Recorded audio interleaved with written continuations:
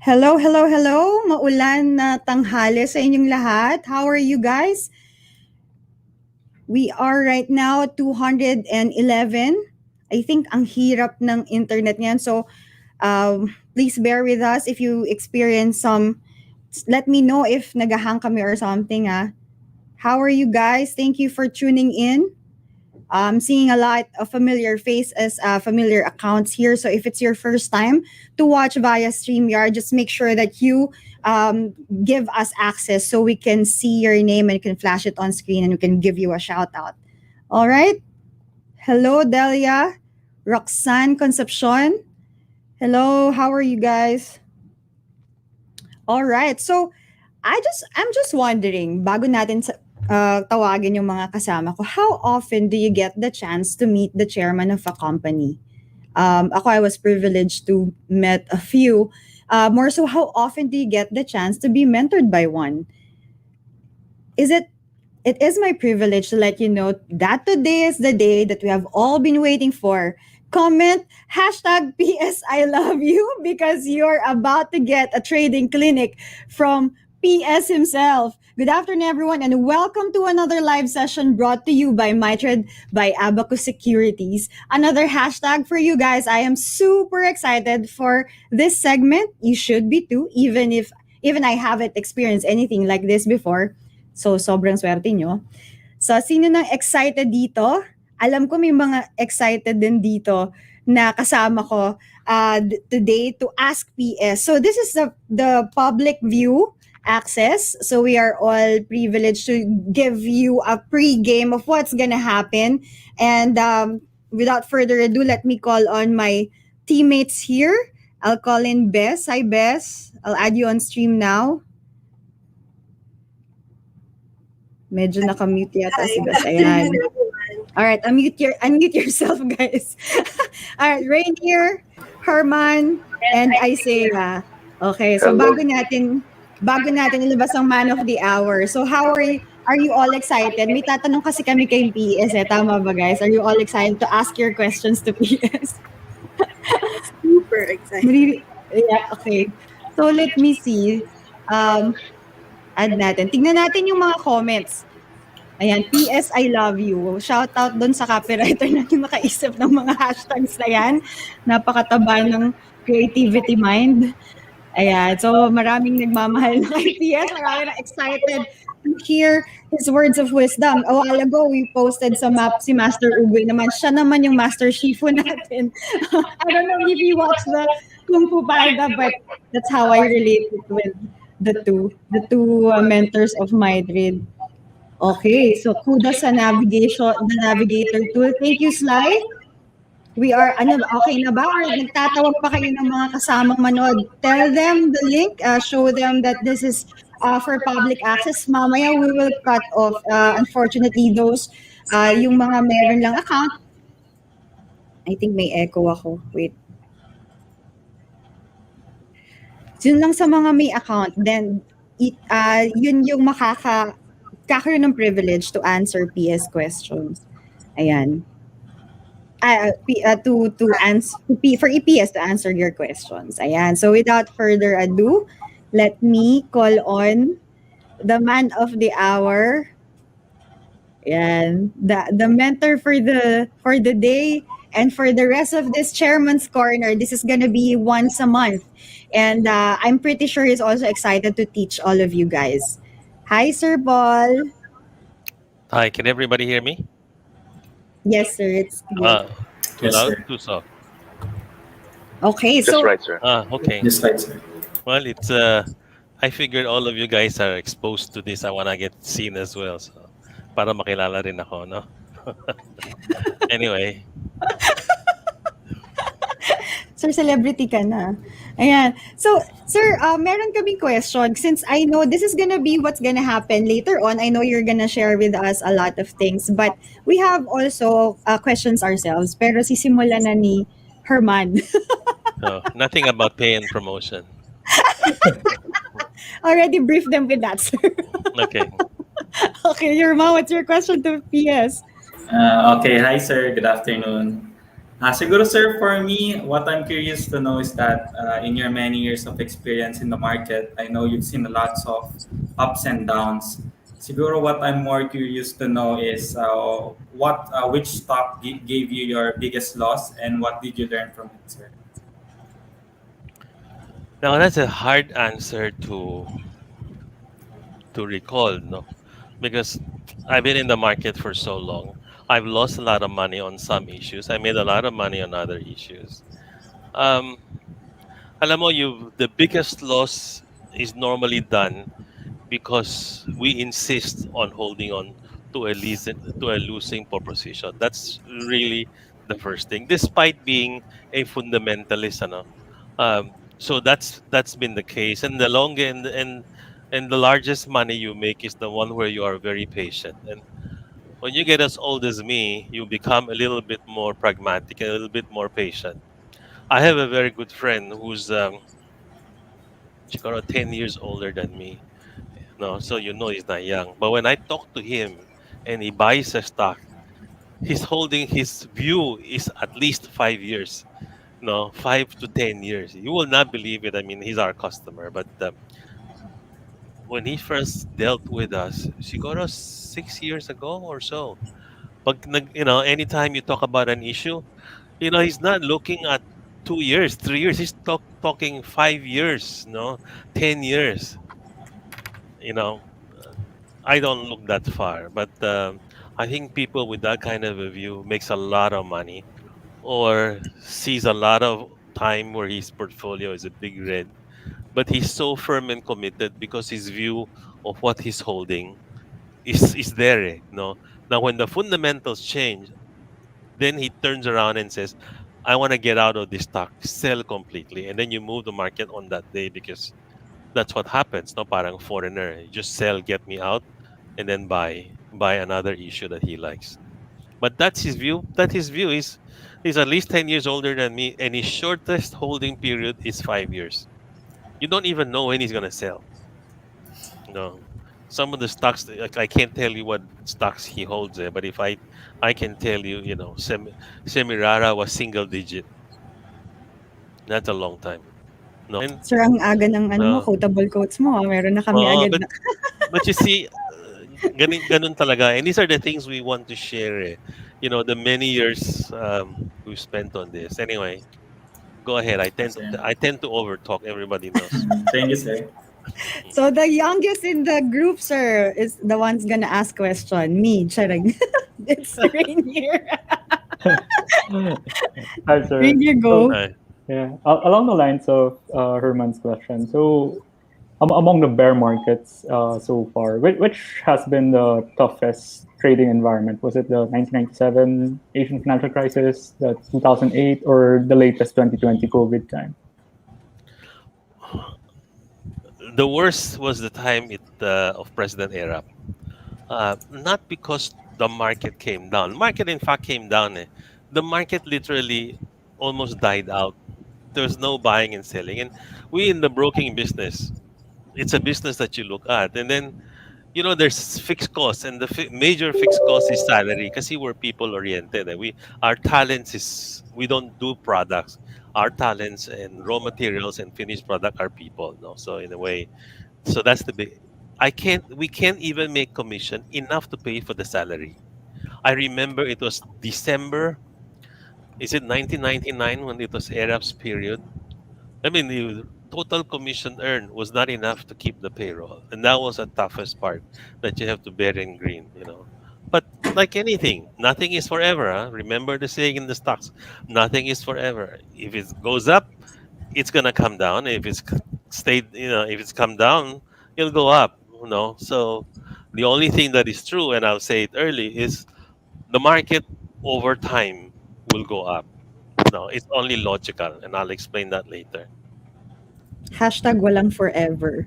Yeah, nothing is forever. In layman's. Pati sa stock market. Tignan mo. Okay, next question. How about Bess? Yes, hi, sir. Thank you for allowing us this opportunity to have parang kantuhan lang with you, with our Yeah. clients. But my question is, sir, do you have any non-negotiables when you trade? Like, for example, if do you, I never trade when I'm feeling ganito or whatever, or I never trade certain kinds of industries because a lot of, especially now na nagiging popular yung ESGs that have limitations on what they are allowed to trade. Do you have that kind of limitations on yourself when you do No, trade? no, I have no holier than thou philosophy on what to, I will buy and sell anything that will make money. Number one, no. But there are issues that I don't touch when, the third liners, our famous third liners. There are when a stock basically has no fundamentals and is not even moving. I'm not gonna be the first one to buy. Okay. We had a very good client, a very large client who's fantastically successful in buying third liners because mahaba ang PC niya. And his accounting method is interest cost of money. So what he'll buy anything that he thinks is cheap, no, in his mind is cheap. It could be very illiquid.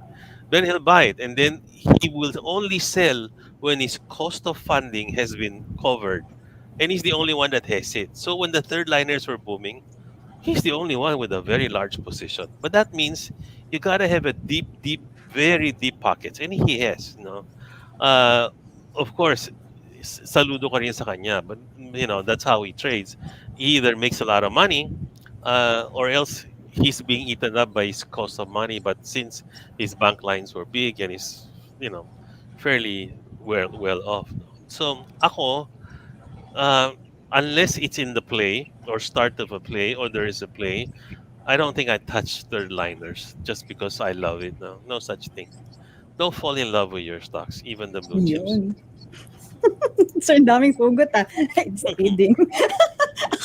And Isaiah, what's your question to sir? Sir, my question is similar to Rainier's. As an investor, how did you navigate or survive the 1997 to 2001 period?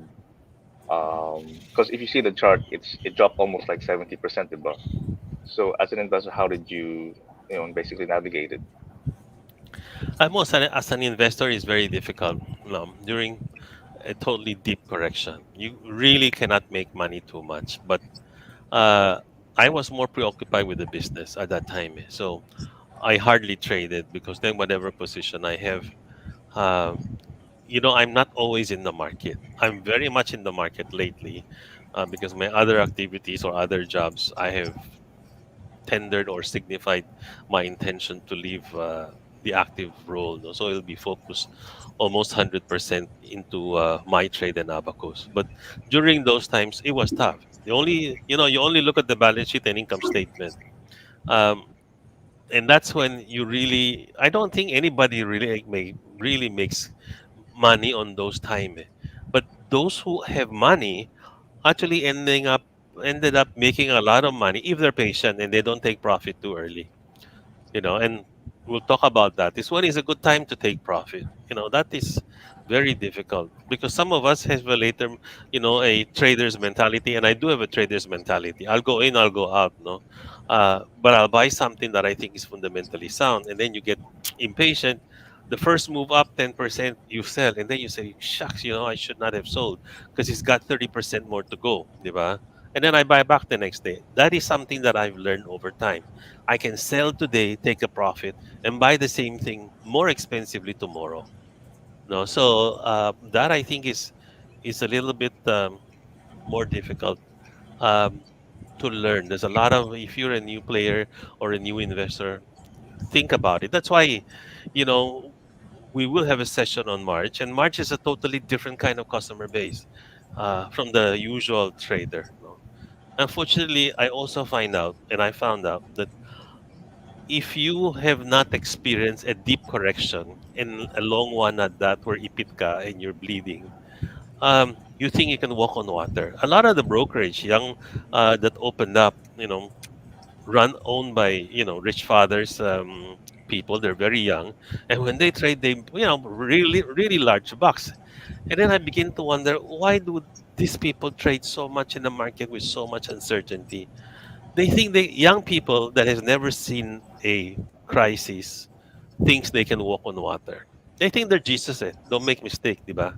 So they think they can walk on water. And I always say, it's a statement, I say, God, yeah, these guys think they can walk on water. Wait till they realize they'll sink.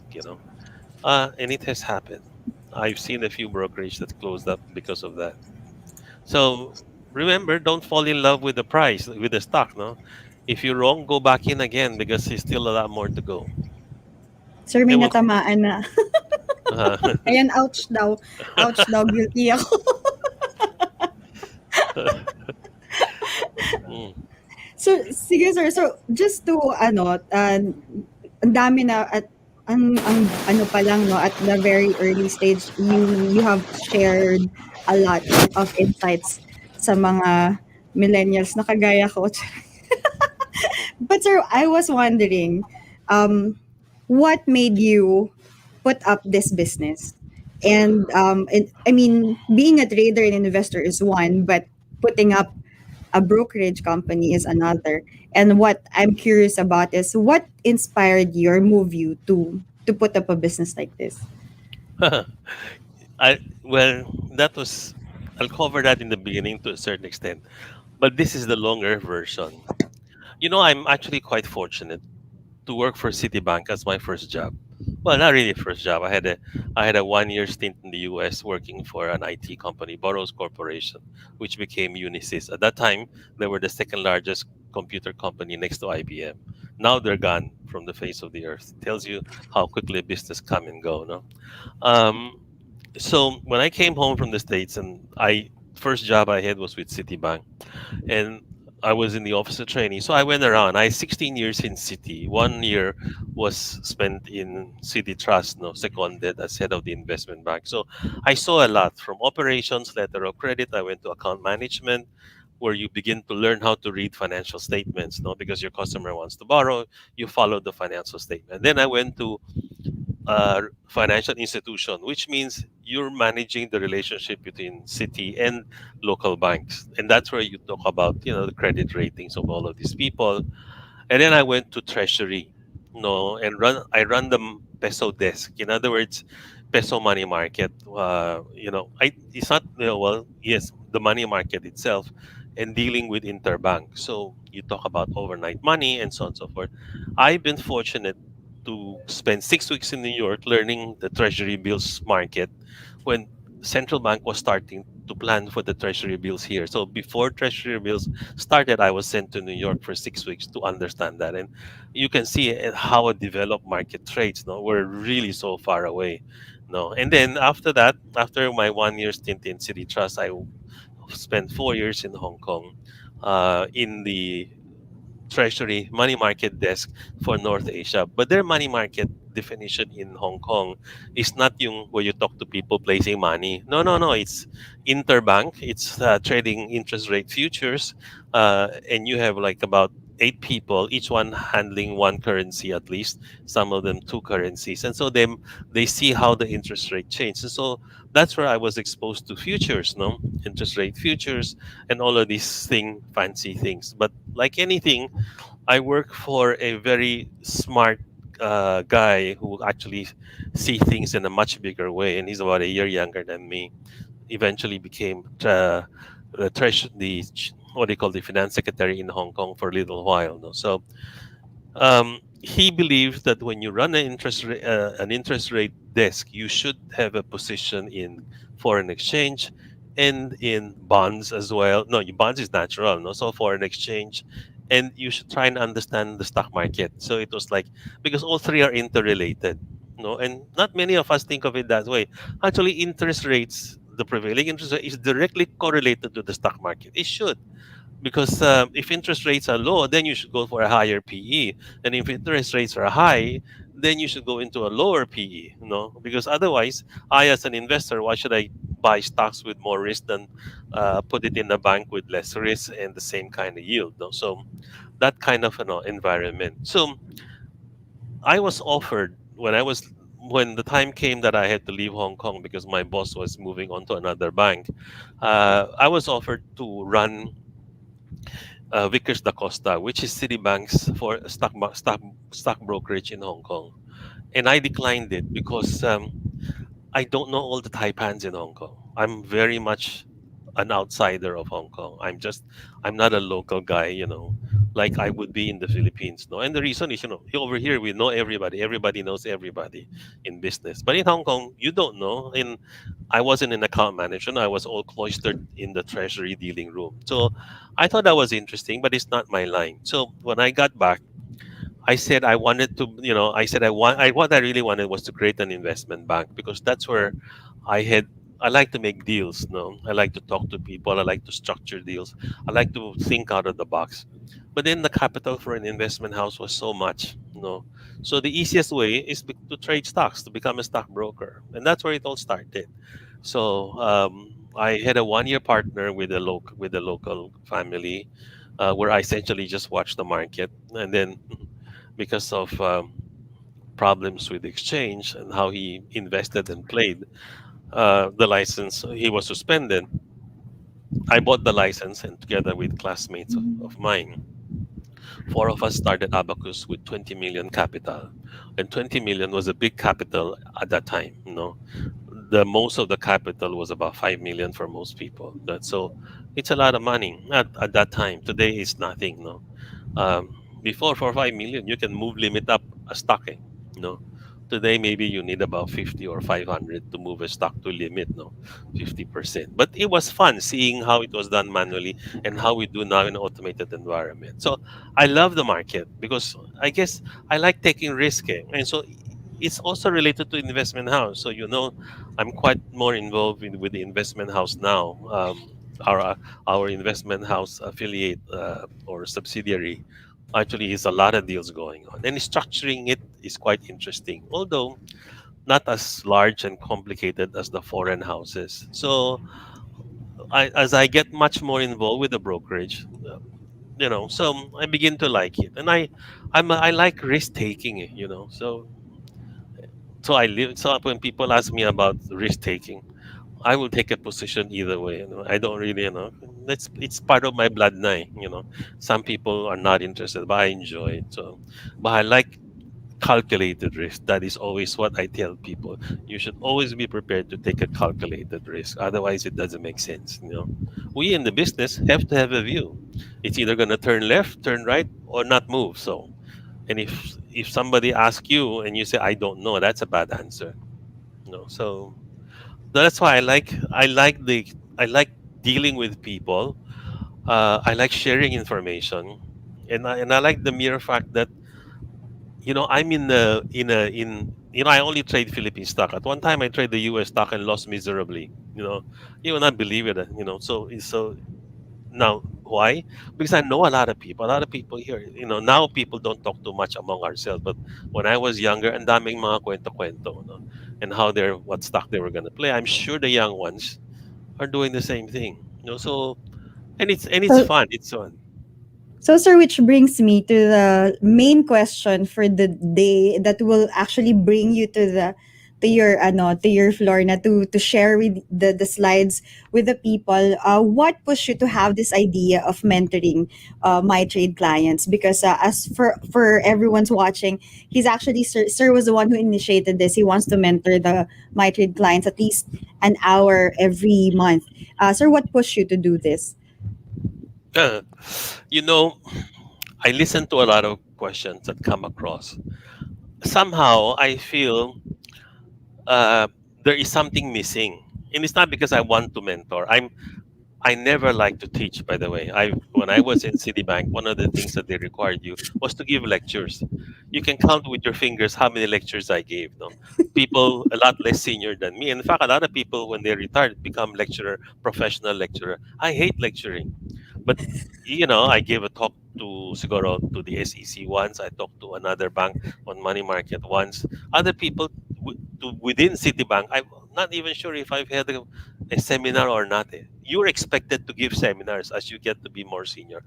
I don't like to do it because first, I'm an impatient person. I expect my audience to understand the basic, and so if I have a different bankers are different depth, no, so mahirap. But anyway, here is parang the need to talk to the customers and handhold them in the same. It's not just asking them question, but I think we should try and put put ourselves in the customer's shoes. Where are they now?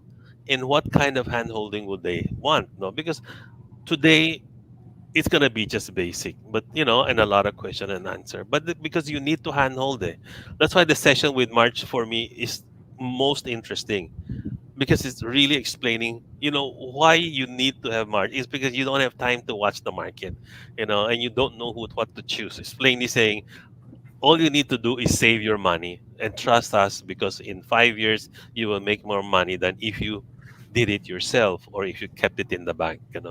So, but to a lot of people, there's a lot that they don't know. I mean, as I said, I have so many years of experience. So, um, I He don't know, started but when he was 1 year old. no, no, no. Thank you. I Sir, I actually, think I there actually are was a lot of was questions now, right now. really. Um, yeah, but later on we will have that. We will have that, and sir, we'll give you the floor, and we'll be at the backstage taking notes of those things that you're gonna share with us, and later on we will have so this one is the part wherein it's going to be the members access only. Thank you so much, sir, for all the things that you have given us, the public view. If you want to have this kind of, sir, mentorship and a monthly thing that's been going on, you can open an account with MyTrade, and you can start having this. Not only this, but we have touch base, we have Wink, we have a lot of things that we will share with you, the knowledge and the strength of Abacus Securities for almost 30 years now. All right. So we will say goodbye to our public viewers, and we will switch the view to the members access. So thank you so much. This is Chairman's Corner, the public access. If you are a member of MyTrade and you have not gotten yet the link, please send us a message on our page so we can send you the link of the members access. All right. Thank you so much. I will say goodbye to those who are in the public pages. Yeah.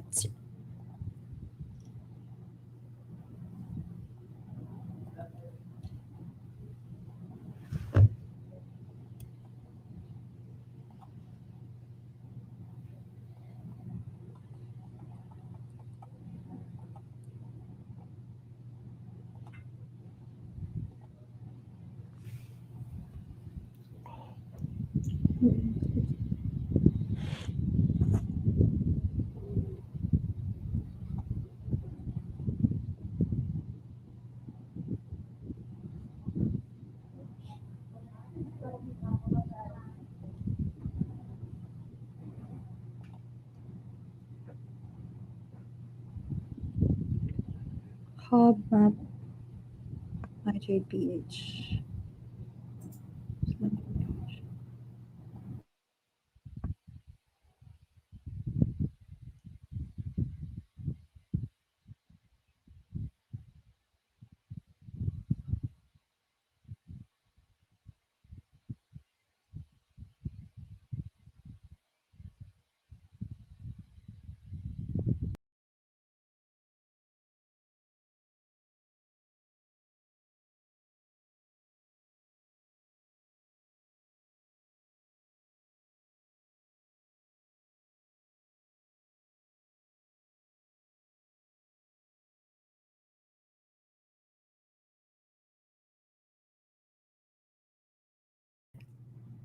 we so who's this is now the part two, the members access. Congratulations that you will see this part of the chairman's corner, and I'm so honored to present to you again.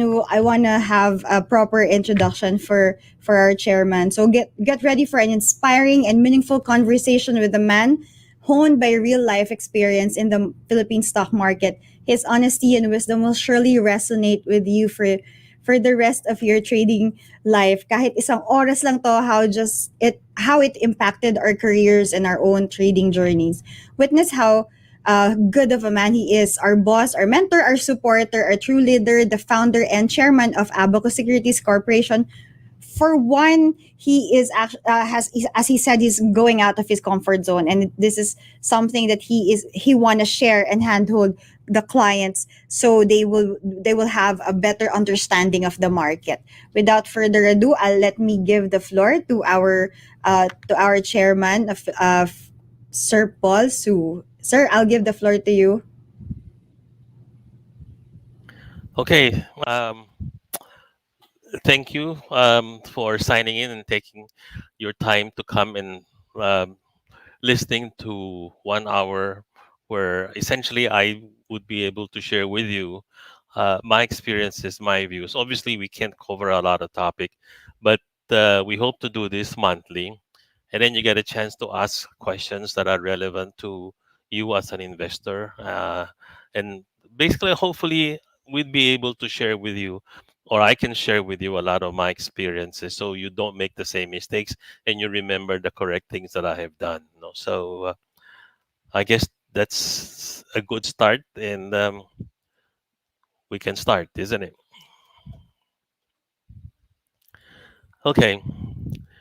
You know, it was asked earlier how I got to be into this business of the stockbroking, how it started. You know, we'll skip that run, and some in 1992.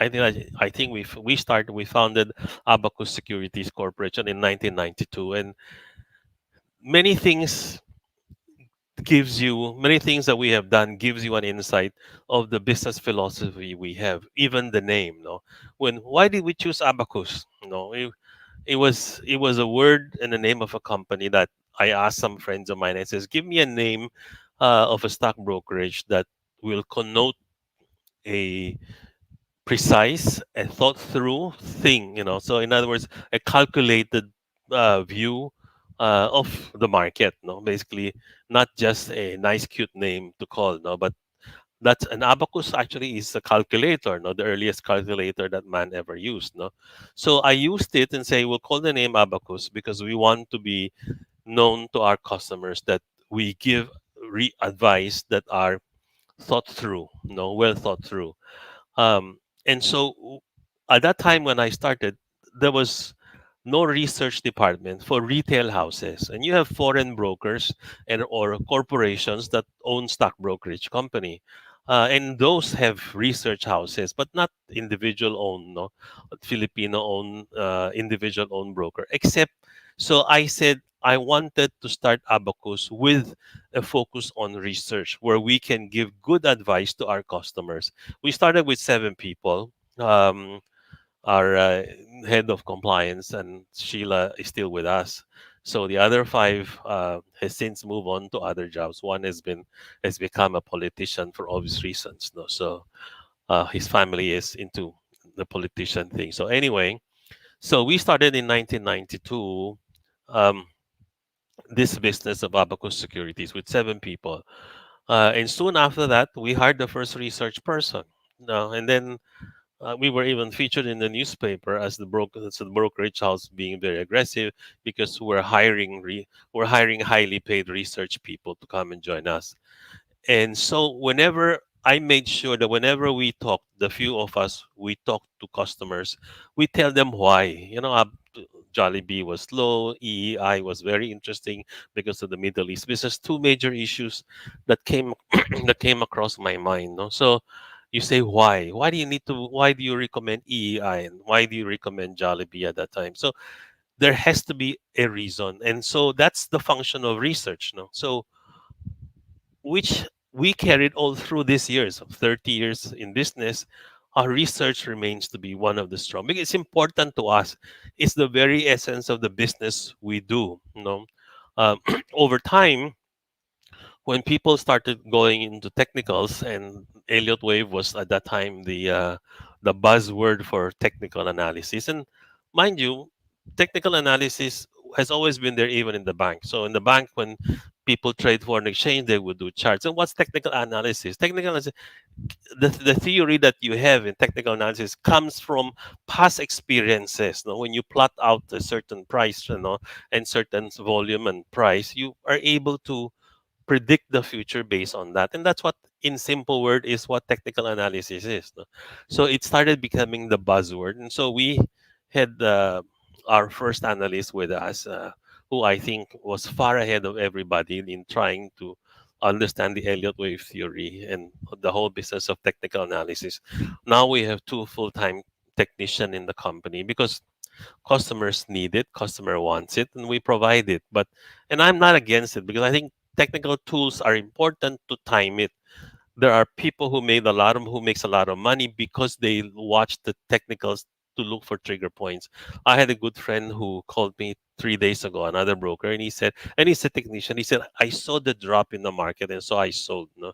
Sabi ko, buti ka pa, ako hindi nakalabas. Anyway, but you see, I'm a fundamentalist. Until things change in a major way, I don't change. So anyway, having said that, so we've provided a full array of research and technical analysis for our customers. But that is where we are so focused. It's just a shame that a lot of new people that wants to learn stock trading starts out with the easiest one, which is reading and trying to understand the technicals. I think it's the other way around. People should understand the fundamentals, how business go, how what is the economics and everything. Understand the fundamental side of business, and then learn the technical side of business because you can live with one, but not without the other. So if you're purely a technician, you're not gonna make the big money run. No. Uh, but if you're a fundamentalist, you tend to be on a longer term perspective. So that's the beginning. So you will know Abacus really is focused on research. No, we want to be able to tell you why we think you should buy and why you think you should sell, or why we think it's expensive. That has to be answered. Okay, since I only have 1 hour to spend, I'll try and go to the major points uh, of the stock market and highlight certain things that most people start. I assume that the audience, they're here today only because they don't think that I'm gonna talk rocket science, no. But I'll talk purely experience, and so the very basic. And over time, we can talk about other things as we get along and get to know each other and have answered all the questions. So if you start looking at the basic long-term chart of the stock exchange, no. So if you can see, this is a 1986 chart up to the year 2021 where we are. So you can see we've highlighted major events, the problems that the country had. So if you see it goes up, then eventually it does go down. No, you have the coup d'état, then it dropped. Well, you have the power revolution in 1986. So there's a euphoria, and then there's a coup d'état. Then sort of like after it drops a little, it consolidates. No, then it drops. Then you have the power crisis during, I think this is during Ramos's time. No, so when we were going sort of like Cory going into Ramos. No, uh, and then when the President Ramos's idea of privatization came up, the market went up. No, so it went up, and then in 1997 we have the Asian financial crisis. No, so that sort of like brought it down, and then sort of like finding a range for that, but struggling lower. As I said, around 1999, maybe it was like 2000, um, 2001. The worst part of business, no, when stock market volume is very important. Understanding that the traded volume every day is very important, because when the traded volume increases, then there's a lot more participation. And for us in the business, it's also important.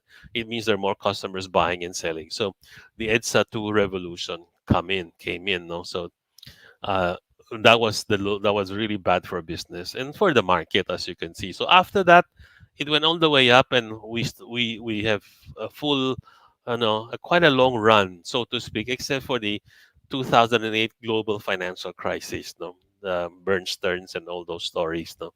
So it corrected because we're so tied up to the U.S. market, no, and so that's what happens. Um, and then after that, things will stabilize because, as I said, nothing is forever. There's no such thing as a forever bad news, no, or a forever good news. Then it started moving up again, and then move up some more when we had the first investment grade rating. No? So that's sort of like stable, and we crossed 7,000, and then that's where you hear of talks that we're going to be 9,000 by end of the year, and so when you start hearing predictions such as that, I think it's almost saying someone's hoping for hope, no?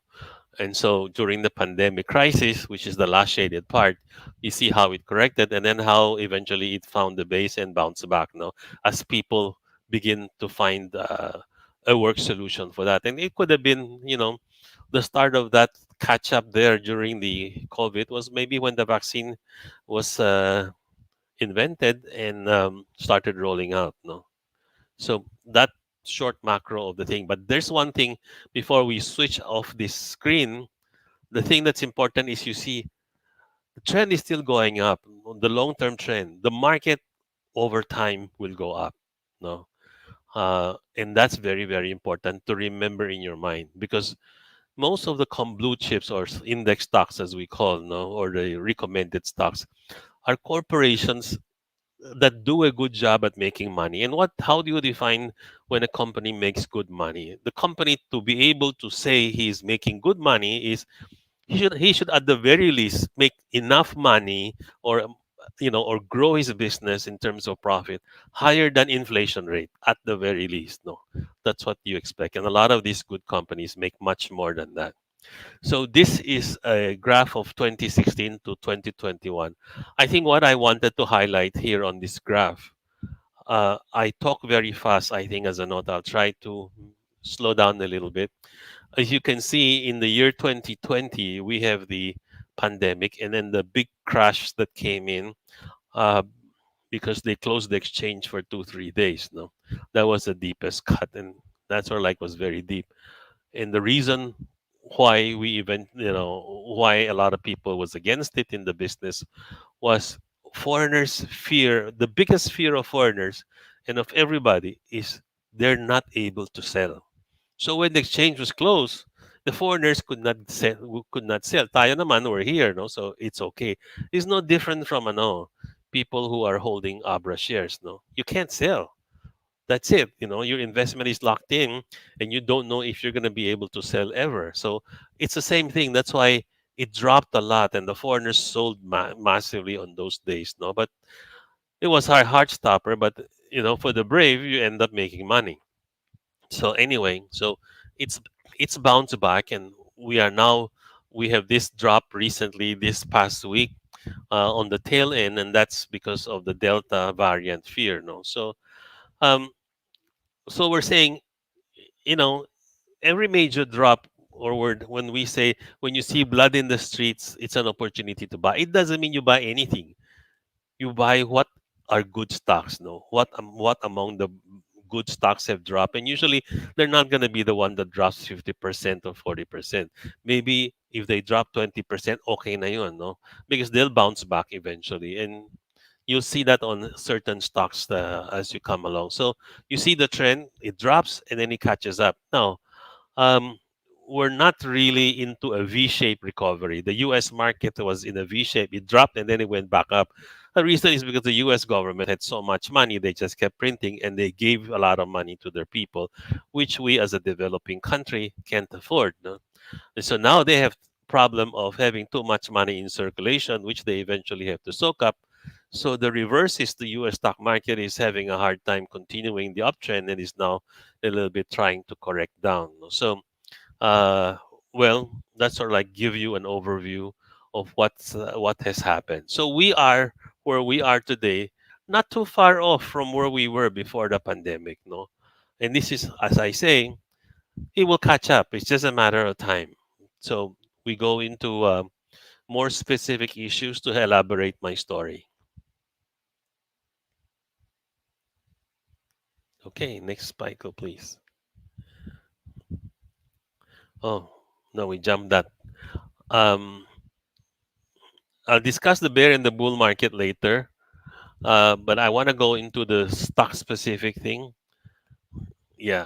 Okay, this is well. Okay, well, I got all the slides all ano ha. Um, a little bit mixed up, but let me talk about this chart. This is this is a trade and opportunity and how I look at the market. I'm not gonna talk about 20 issues. I'm just gonna talk about one issue. Um, this is this is the price of copper. No, if you look at it, we are here. We are at close to the to the high of the 10. They call it the 10-year high or 20-year high. No, the 20-year high of copper was around 2010, 2011. That was a time when copper was about 430 thereabouts. No, dollars per pound. Um, you see, copper price for us. You can see now it's gone up so quickly, come down slowly, and then if you look where we are on copper price, we are actually at the peak, no, if not over the peak of the last 20 years, no, and this is very interesting because among our companies, not all companies rely on our economy. There are companies that rely on outside factor. Atlas Mining is a clear example. Atlas is a copper producing company, and it produces purely copper. Well, there are byproducts, gold and silver, but it's heavily on copper. No, so if you see from the year 2015 downwards, it's been having a hard time. No, it was traded about 2 to 3 peso low in the year 2020, and then when the copper price started to firm up, it also started to go up, but not as much volume as you would have seen. The peak in 2011 and now as we are going now in the July after the second quarter numbers came up. No, so if we tend to overlap this, no, we have a next slide. Um, the next slide is I try to show you where copper prices. We got this. Okay, I'm trying to show you this slide of copper and Atlas. If you will see in the year 2011, the price of Atlas on the right side is about 24 pesos. If I read 22, 23, 24 pesos. That was the peak. So copper was about 40, $430 thereabouts, no? So and that was the price. You see where copper price is? Copper price is at the same level as where it was on 2011, but we're only what 6 7 pesos today. At the same price in 2011 is 22 23 peso. So in a way, the question is, why are we so far? Well, it takes time to catch up. Even the first quarter this year, uh, copper price wasn't that high. It was starting to creep up, but it wasn't high. Then one day we all wake up and then, hey, copper price is at the 20-year high. Then we start looking, but then the first quarter numbers of Atlas wasn't so great, 420 million if I recall. No, that's how much money they made against losses last year and the year before. And then the second quarter numbers that came up was 1.5 billion peso, or a total of 1.9 billion peso. And then the stock shot up. So I think we're about close to 7 pesos now, 680 today, crossed to a high of about 740 the other day. Theoretically, if copper price holds at this level, you can expect Atlas prices to go up substantially from where we are today. So this obviously is an opportunity to buy something that has no relevance to our economy except for taxes. No, so you don't even have to worry about COVID here, no, because it's irrelevant. There's a global market for copper. And the switch to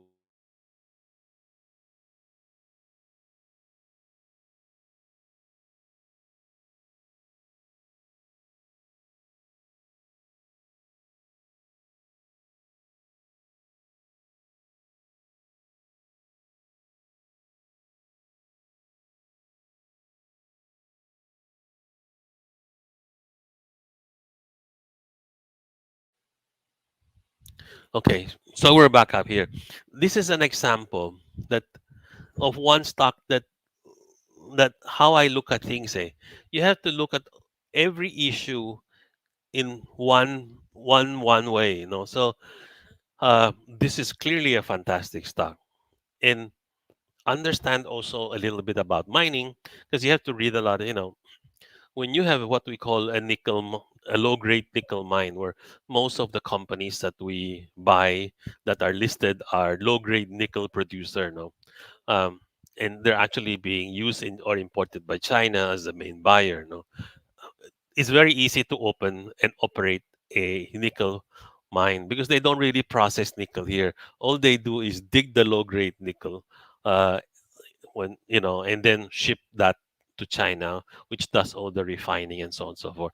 So a copper mine, on the other hand, takes many years to operate, many years. No, if you see Atlas's mine site in Toledo, I've been fortunate to see it around 2008. No, uh, it's a whole city. They have a hospital, they have a school, and and it's so big. No, so uh, it's not something that competition can come in right away. That there's going to be tomorrow somebody will operate a new copper mine and more copper will get. It's not so simple. It will take a little bit time, and so to expect copper prices to hold at this price, I think so. I think it may hold around here at least for a little while. No, and so for the profits of Atlas will continue to be better because first quarter was not as good as second quarter. Second quarter was good. Are we now saying, are we going to be flat on the third and the fourth quarter and next year as well? It's not inconceivable that over the next 4 quarters we should have a copper price fairly close to where we are. The question is, of course, how much increase in production Atlas can do. No, so this is one stock where I think it's important to understand what goes behind the listed company, so it gives you good decision to buy and sell. Okay, let's go to the next slide. Thank you. Okay, we just run closely into um, some of one or two of these major stock. SM Prime is a big favorite of fund managers pre-pandemic, and even today they like it. So is you see, it's never it's most affected every time we have a problem with this whole lockdown and this whole vaccine thing, and so it tried to move up when sort of like people feel a little bit more comfortable that we're now getting more than 10 million vaccines every month, and so sure enough there will be a time when things are better, but recent correction is because of the Delta variant, no, so we're not up to pre-pandemic level because life is not normal in the malls, no. I think most malls are either about 55 to 60% operational, so to speak, and I don't think every store in the mall is making money like pre-pandemic. So this stock is going to trade within the range until you see basically where the COVID issue is controlled, no? But it's a good company, so it's just a matter of time. It may take us another what, 6 months, maybe, and then we'll be back to normal, and then stock's gonna go back up to where it was pre-pandemic and even more because the companies continue to make money. Next shot, please. This is Cebu Pacific, no? If you look at Cebu Pacific pre-pandemic, it was like so high. It was 82, 87 in that range. And where are we on post-pandemic? It dropped to really like 30 some pesos, no? So they issued the CEB preferred at 38. Now we're about 45 peso, and we're trying to hold in this line, find support, and then try to move back up. Now, I'm looking at maybe by December there'll be a lot more travel by us. No, I like to travel, and I think a lot of Filipinos like to travel. So now you're seeing a lot of some of the Instagram people traveling to Europe and trying to going to the US. But tayo flight between Manila and the other cities and so on and so forth. Once we get more people vaccinated, Cebu Pacific will open up, and so the bounce up will be fairly quick, but not yet. So the key thing is to watch out and say, if you feel na medyo solve na natin itong pandemic issue, no? Looks like life will be normal in the next 1 to 2 months, then it's time to buy. You don't move when it's confirmed. You move when you think it's gonna happen a month or two before that. Because the stock market precedes reality by about 6 months. In both ways, going up and going down. That's a statement that over the years I have sort of like heard and looked and felt. No, sometimes the market will move and say why.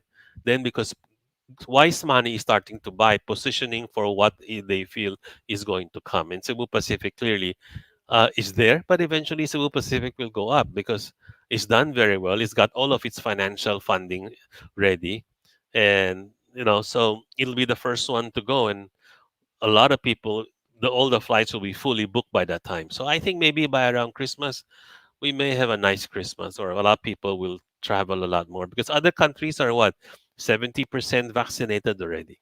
So they will welcome us even though we're only 40, 50, as long as we're vaccinated. So get everybody should get vaccinated because you help the country recover faster and sooner.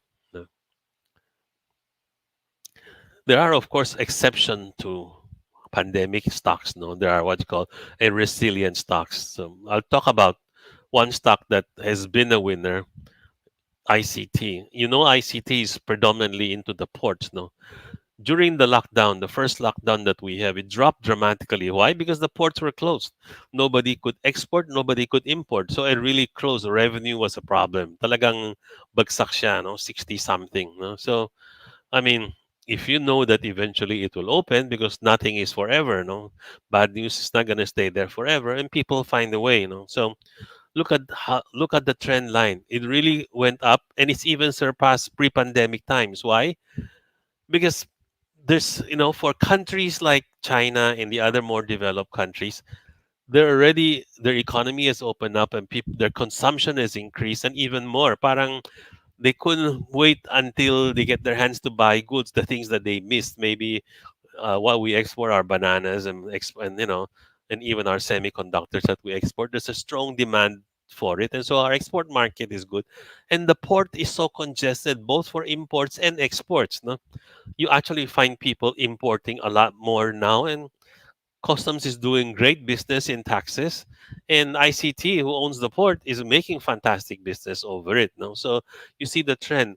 It's taking advantage. Has made even more money than pre-pandemic, and it's this is like some of the people who some of the industries that we have all kinds of restaurants. No, we have fine dining restaurants, we have takeout restaurants, we have burger restaurants. But you see, suddenly because of pandemic, what has done well are the delivery people. So uh pizza business has done well because they're really a delivery business. Few people um go and have pizzas in the store, because stores are usually not very large. No, however, if you're fine dining, you see your business drop. So unless you have a very big al fresco site, so restaurants, for example, are different. No, and so the question that you begin to think is, how will it be for this listed company post pandemic?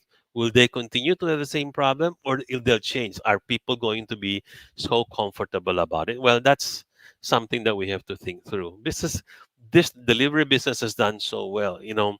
Lazada and Shopee has done fantastically well, and before you know it, and Grab as well. Now we're paying 100 pesos for delivery of the burger or of whatever food we order, and you say, if you really count it, we're actually spending much more because we have to pay for the delivery. But when it's normal time again, it'll be different.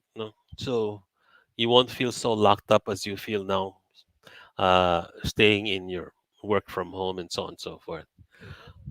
Now we talk about, yeah, okay, we go to the third liners. No, I'm going very fast because I want to cover as much sort of like introduction so people can go and we can ask and try and understand something as you go along. Third liners are, thinly, is a nice phrase to call those stocks that usually are not in main production, are not in production. It's some people call it speculative stocks. And for a time not too long ago, it was the darling of the exchange. No, of all the investors, everything was going up through the roof. There was limit up, limit, and as if it'll last forever. So third liners, the three S of the third liners. Know the story. You gotta know the story. Um, and because that's your lifeline. Eh. If you know the story, what's happening? Ano ba ang storya? Well, a lot of it is fairy tale, oftentimes. No? But at least try to know the story. And then remember that the story is usually short lived. Because it's, I said, mostly fairy tale or a promise of tomorrow. No? And then before you go in, you strategize your exit before you make an entry. I'm going to buy because I'm going to get out here. I think that's a statement that chartists always tell you. When you go, you know when you're going to get out because the movement of a third liner of a speculative stock when it is being, I call it played, no, because clearly it's not investment, no, so it's rather very quick, and beginners actually fall into this trap, and so it's sad because usually it's those without experience that get caught into this trap, and some are luckier and some are smarter. But if you know this, know the story, and know that the story is short-lived, and always strategize your exit point.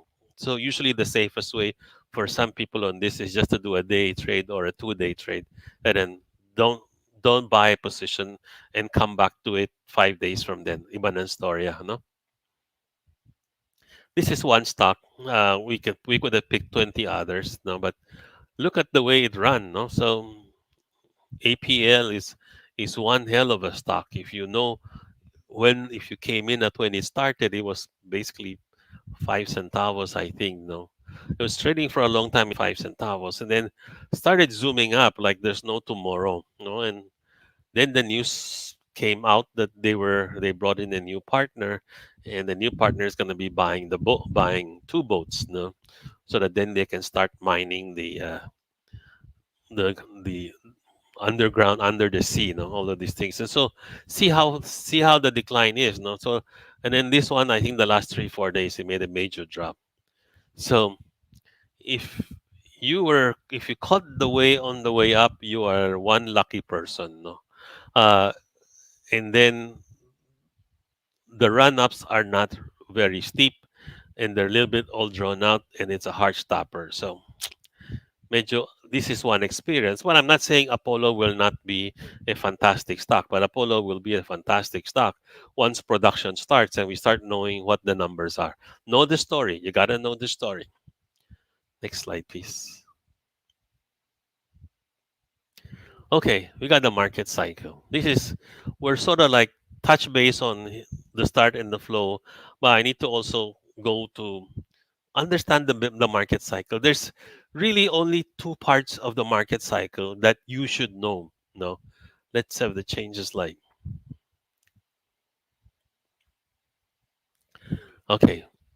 Well, we start out with the bad news. So, when is it a bear market? No, so there's many definitions of a bear market. They say it's when the stock starts correcting, drop 20% or more, it's a major correction. Then the stock's looking bearish, no. But I think in terms of a bear market, medyo alam mo na eh, parang the stock is consolidating hard, and it's hard to go up, so you don't know what it is. There's only two things in your mind during a we are in a bear market, still in a bear market, no? Until we recover from all of this pandemic, we cannot call it into a bullish market. We are still in the bearish market. And so the issue that you have the two questions you have is what issue should I buy? What stock is good to buy? No? And then the next question is at what level do I buy? And then after that, you forget about it.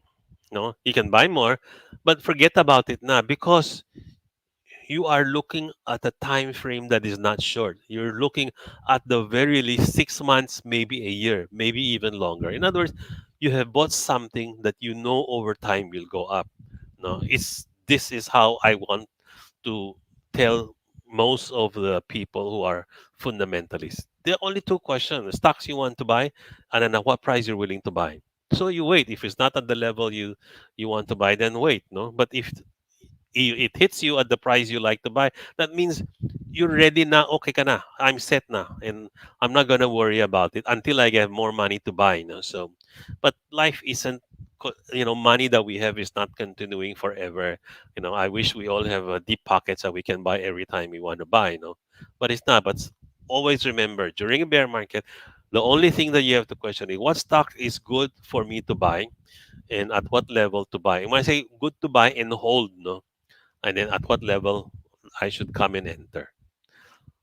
Conversely, when it's a bull market, and we will get there one day, and in your lifetime you will get there one day, the issue is, what stock do I have that I should sell, and at what level should I sell? No, and that question actually from time to time on stock specific happens in any time. Sometimes we look at one stock and say it's just expensive already relative to the market. But it's not a bull market, no. But then it's a stock that you think that it's time to sell because it's already hit my target.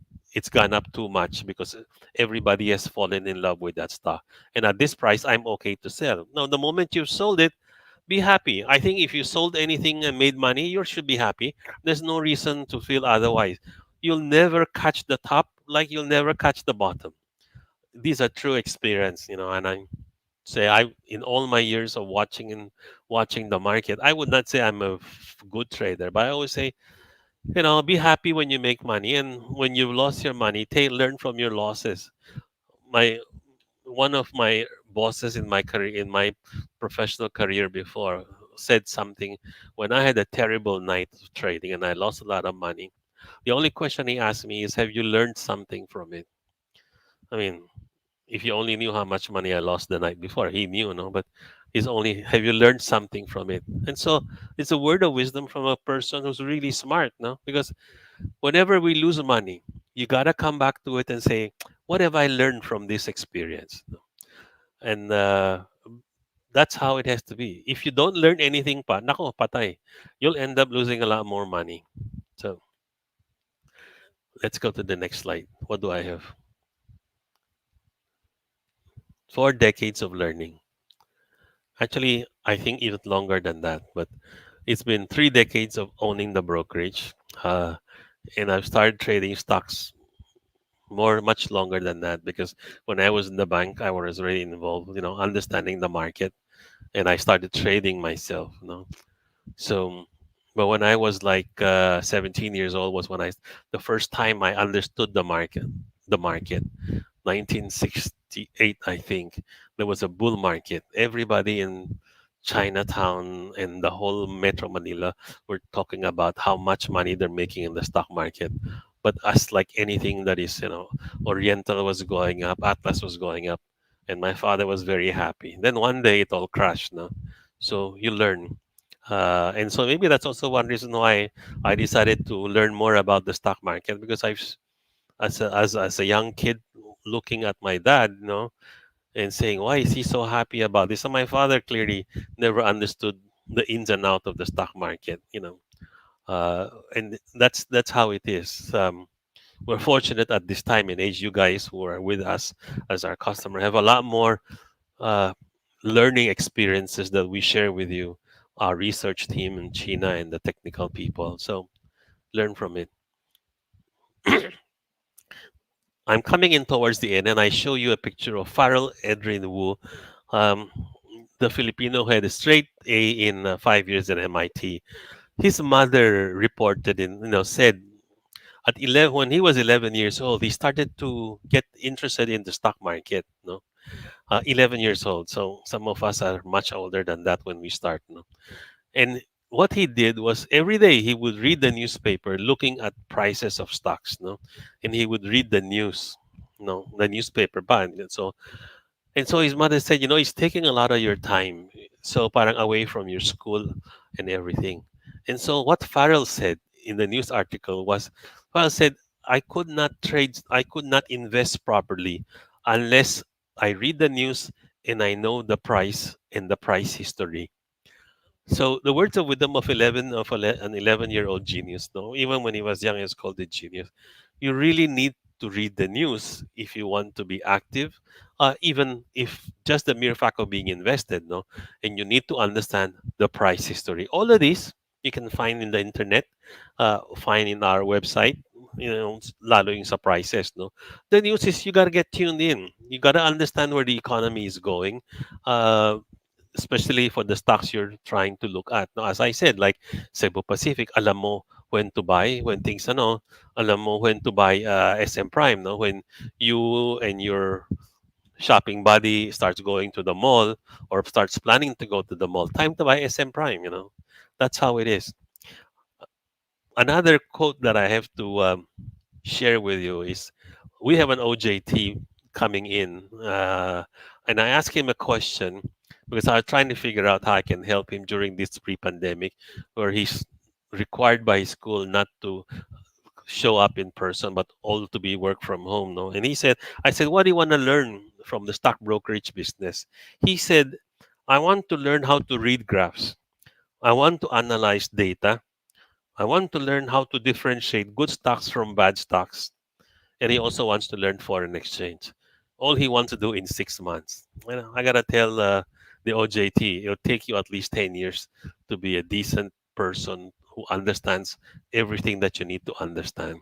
So I encourage people read fundamentals. There are books on fundamentals, and then read technicals so that you try and understand what the technicians are talking about. But I wouldn't put the technicals ahead of the fundamentals, not for beginners, no, because then that's like putting the cart ahead of the horse.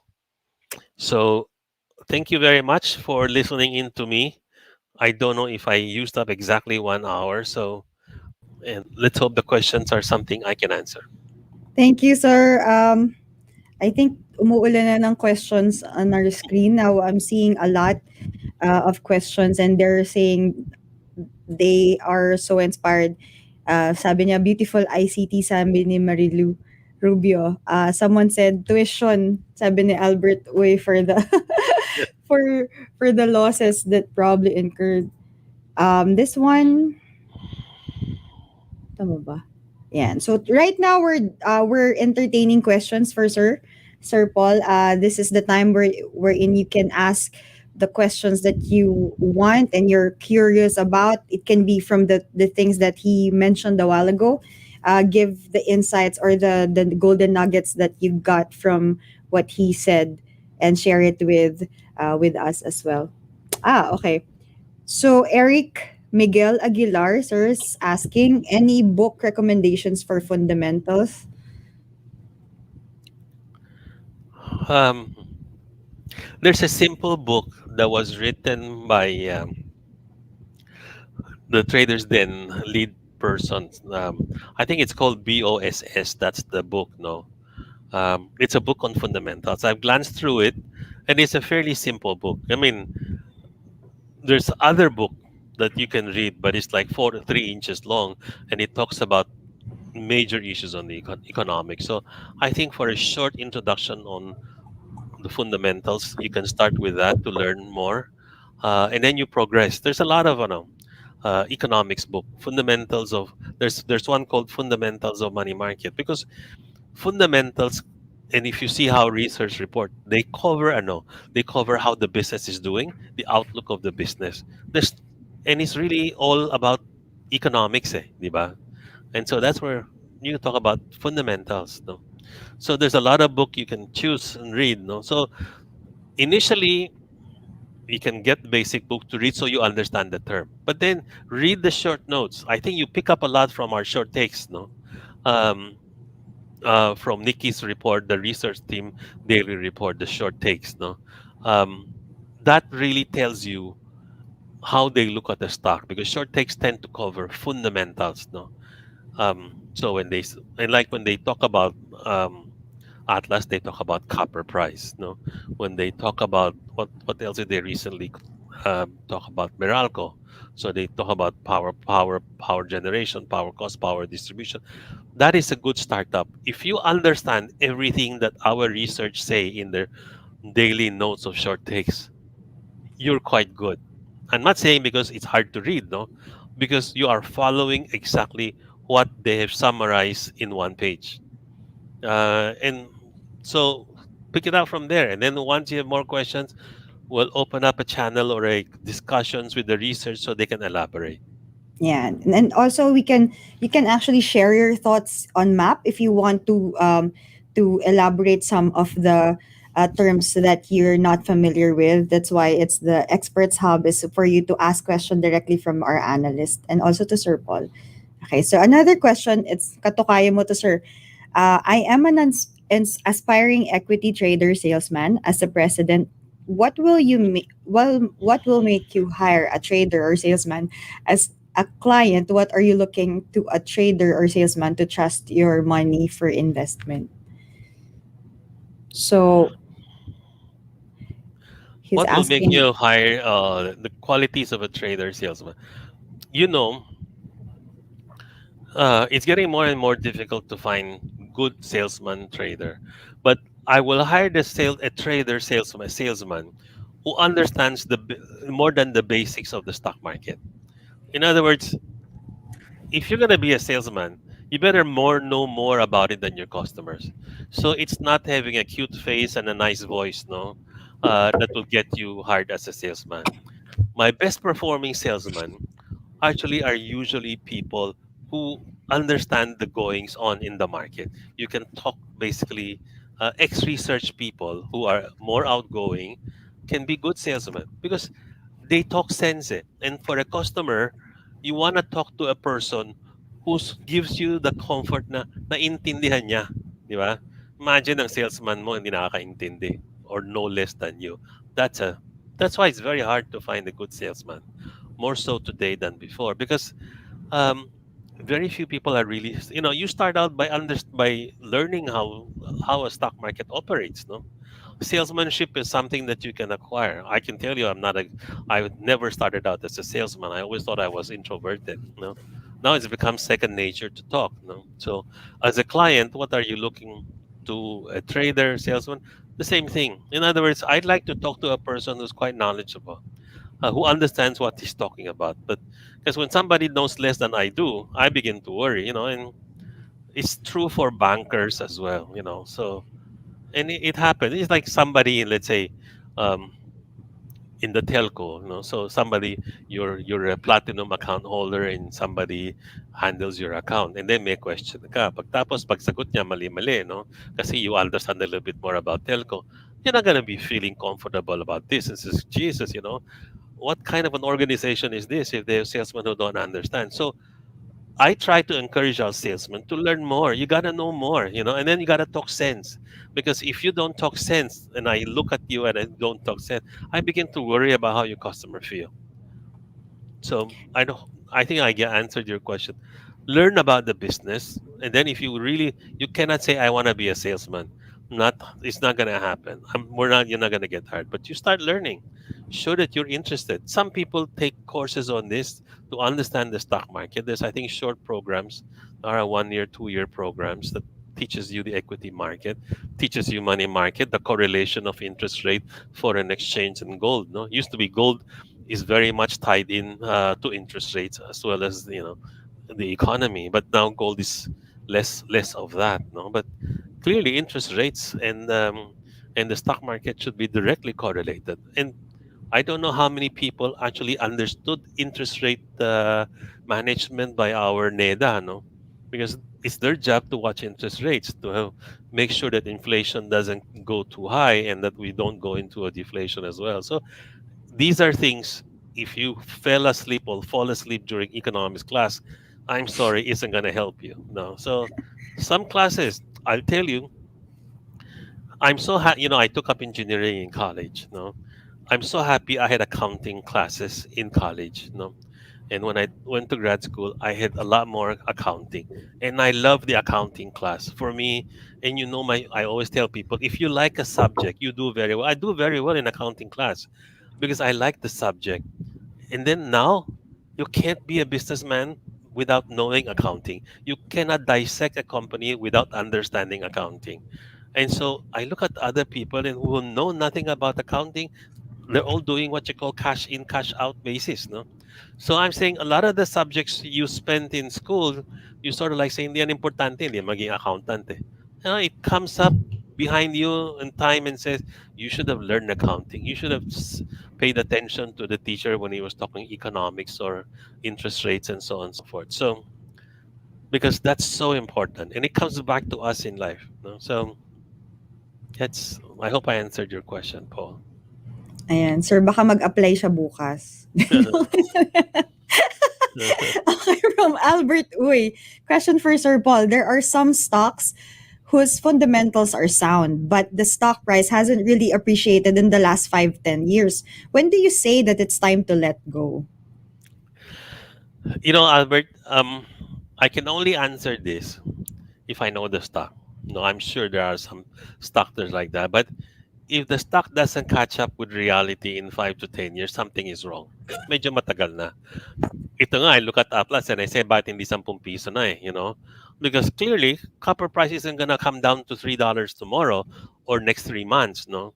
Because you read the articles written by all the CEOs of the large copper companies, and they're all looking at a multi-year bullish scenario. I'm not selling a stock, no, but I'm just saying if you read, and you should read, no. And so these people are saying, it's consumption that's driving the price, no.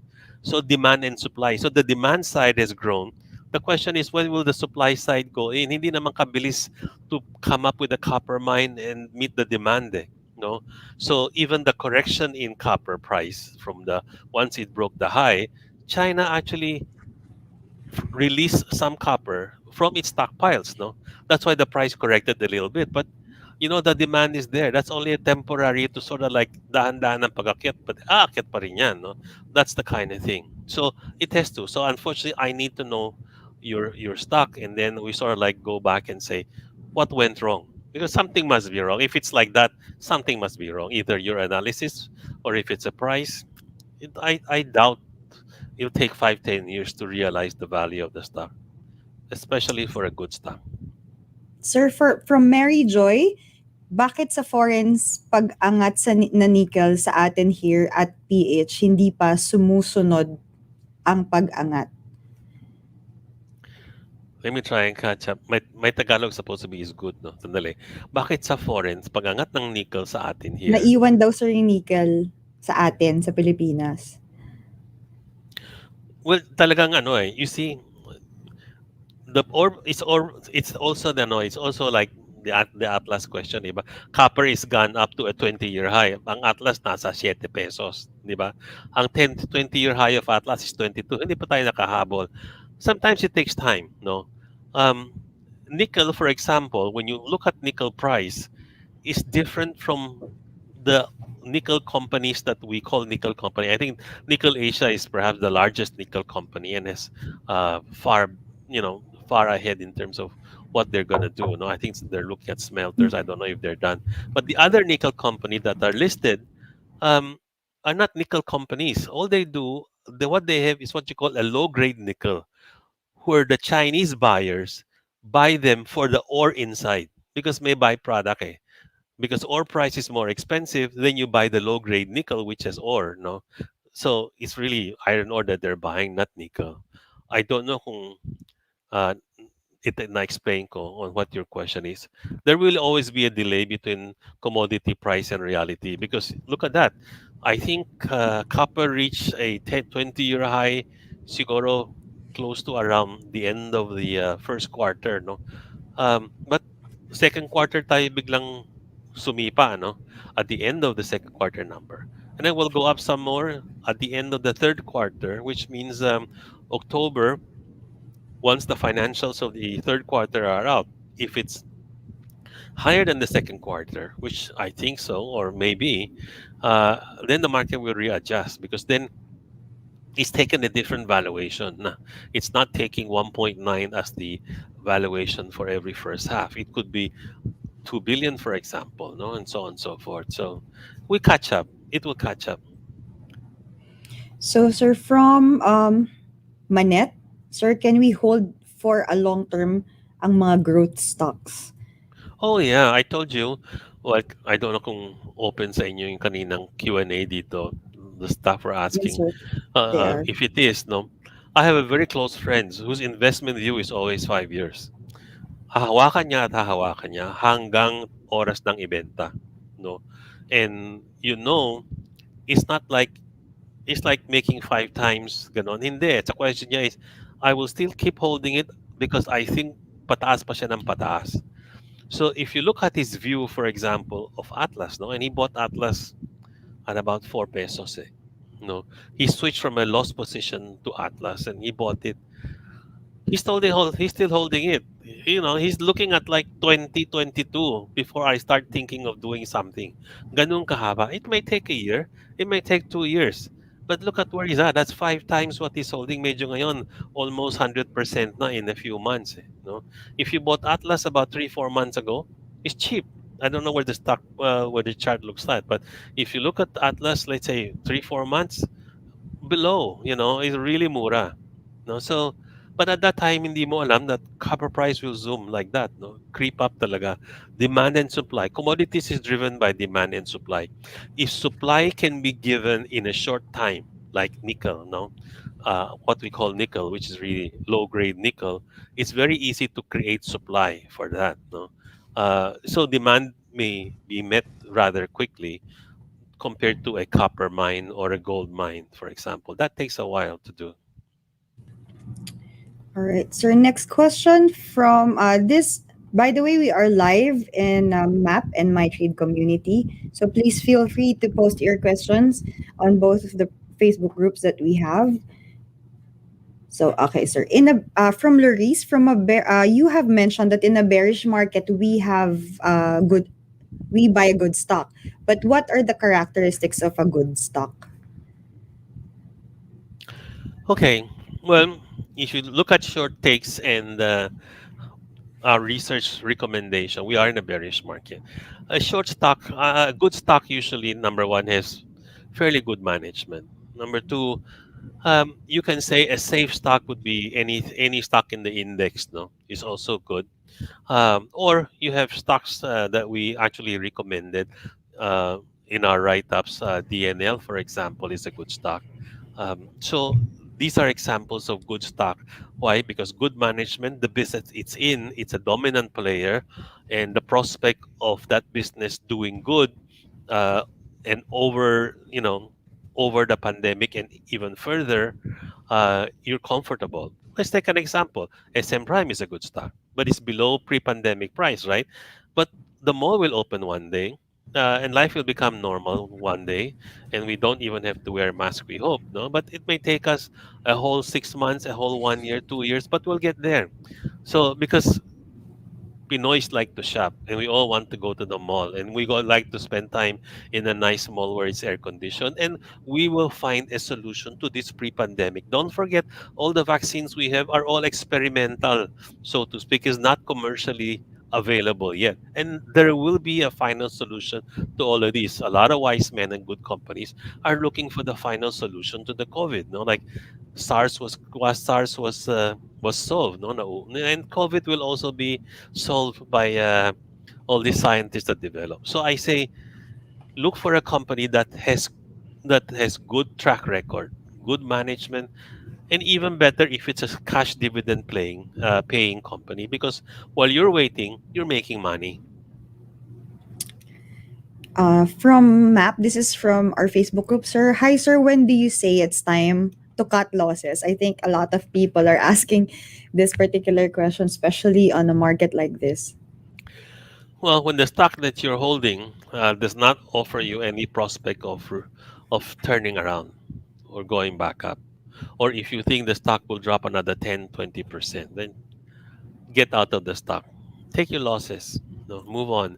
You see, it's very tempting for beginners, and even me sometimes when I see the third liners move up and you say, "Sali ako," di ba? But you know, there are always certain criteria. Number one, you don't play with big money. You only buy enough so that when you lose that part, hindi masakit.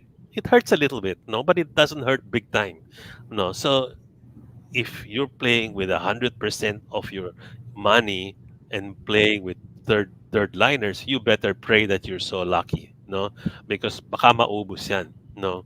And it's possible to get a 50% loss in a day, diba? So if you like to play with everybody's buying third liner, buying ever, buying for all the stories that they have, no? put a little money, then be happy with coffee money that you make, no? But it should not be something that you will make taya because if you're right, you're gonna build a house. It doesn't happen that way. So if you think the stock you're holding doesn't have a story, move on, as they say, like relationship, time to move on. So we're talking about speculative stocks. Another speculative asset I think that is on fad or trending right now. He's asking from Renz. Hi, Sir Paul. Do you think cryptocurrency can affect stock market?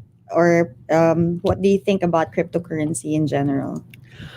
Well, I have to admit, I don't follow the cryptocurrency. I read it from time to time to humor myself, so I understand where the prices are. No, can it affect stock market? Yeah, well, in a way, yes, because people who invest in the stock market will be attracted to go to cryptocurrency. No, lalo yung mga people who trade third liners. No, wala nang gumagalaw, so I'm gonna move on to cryptocurrency where you have volatility. It's like the stock market; it both goes away both ways. But central bankers in the world will always tell you cryptocurrency has nothing solid backing it up. It's only driven by supply and demand. And one day, when it's akin ha, my simple mind says, it's like a musical chair. When the music stops, you better not be the person looking for a chair to sit down. And that's what cryptocurrency is to me. And some people make a lot of money. Um, so why should Musk open make a comment for it to go up? Di ba, parang we're just getting too emotional about it. There's nothing fundamental about that. No. But anyway, people who are into cryptocurrency are mostly technicians because there's nothing fundamental to base it on. No, so it's no different from betting on the roulette wheel, no, or playing blackjack. No, who knows what's under the card, di ba? Okay, good luck, Renz. From Miss Retailer, sir, there's too much information on the web. I agree with this. That is it is now hard to know which is real from fabricated. Where can we rely for information aside from PSE Edge? Parang alam na natin yung sagot dito, sir. Sige, go ahead. Alam mo, I'm so happy you talk about PSE Edge. No, you rely on the broker's research report. Number one, it's something you can rely on because why? Professionals like ourselves, our research department, check the news. No, and we don't publish it. If we're doubtful, they do a lot more checking because that's their job. When they come up with a short takes or a news for you, an action idea, you know what they're saying is fact. Most chances are what they write about you haven't even thought of or even have seen or you've never even investigated on. That's done by the research people. No, it's part of our business, providing you with information you can count. No, and I don't think you should go into the chismis page of Facebook, no, lalo kung may gossip page. Very dangerous, no. So the PSEH only validates certain things, and usually, pagkalabas niyan, especially it's a financial number, um, it's a little bit too late. Other people have moved on, but on the other hand, you still have time to pencil push and understand the valuation. No, so you know if it's cheap or not. Now, be careful about the PSE edge. You will have disclosures, and disclosures are made as a requirement of the exchange for third liners. Oftentimes, the disclosures are half truth, no, or a way only to drum up the issue. So I would think twice also. I mean, a disclosure doesn't mean anything as far as I'm concerned for speculative stock. I mean, the best news for me is when a speculative stock start going into production. No, talagang brick and mortars or it's already starting to mine. That's real stuff, di ba? But otherwise, PSE Edge, kung disclosures lang yan ng mga speculative, think about it. I mean, I don't want to name some of the companies. I've been studying one listed company that is often played every so often, and I cannot understand what they're doing to the public. I think the PSE should dig deeper, no, than what they say. What they say they don't actually do, but uh, it's just something that I was asked to look at by a friend of mine. So, can you take a look at this third liner? Is it happening, and why is Ano it like kaya that? yun? Nagiging a lot of dilution of existing shareholders, yung mga third liners. So I always say, if you don't understand the stock, don't touch it muna. No, I'm not saying it's not gonna go up. I say if you don't understand, mabuti na yung naintindihan mo before you buy. No, kung hindi mo naintindihan, by God, it's a roll of a dice. The three R's, the three S's. Yeah. Ayan.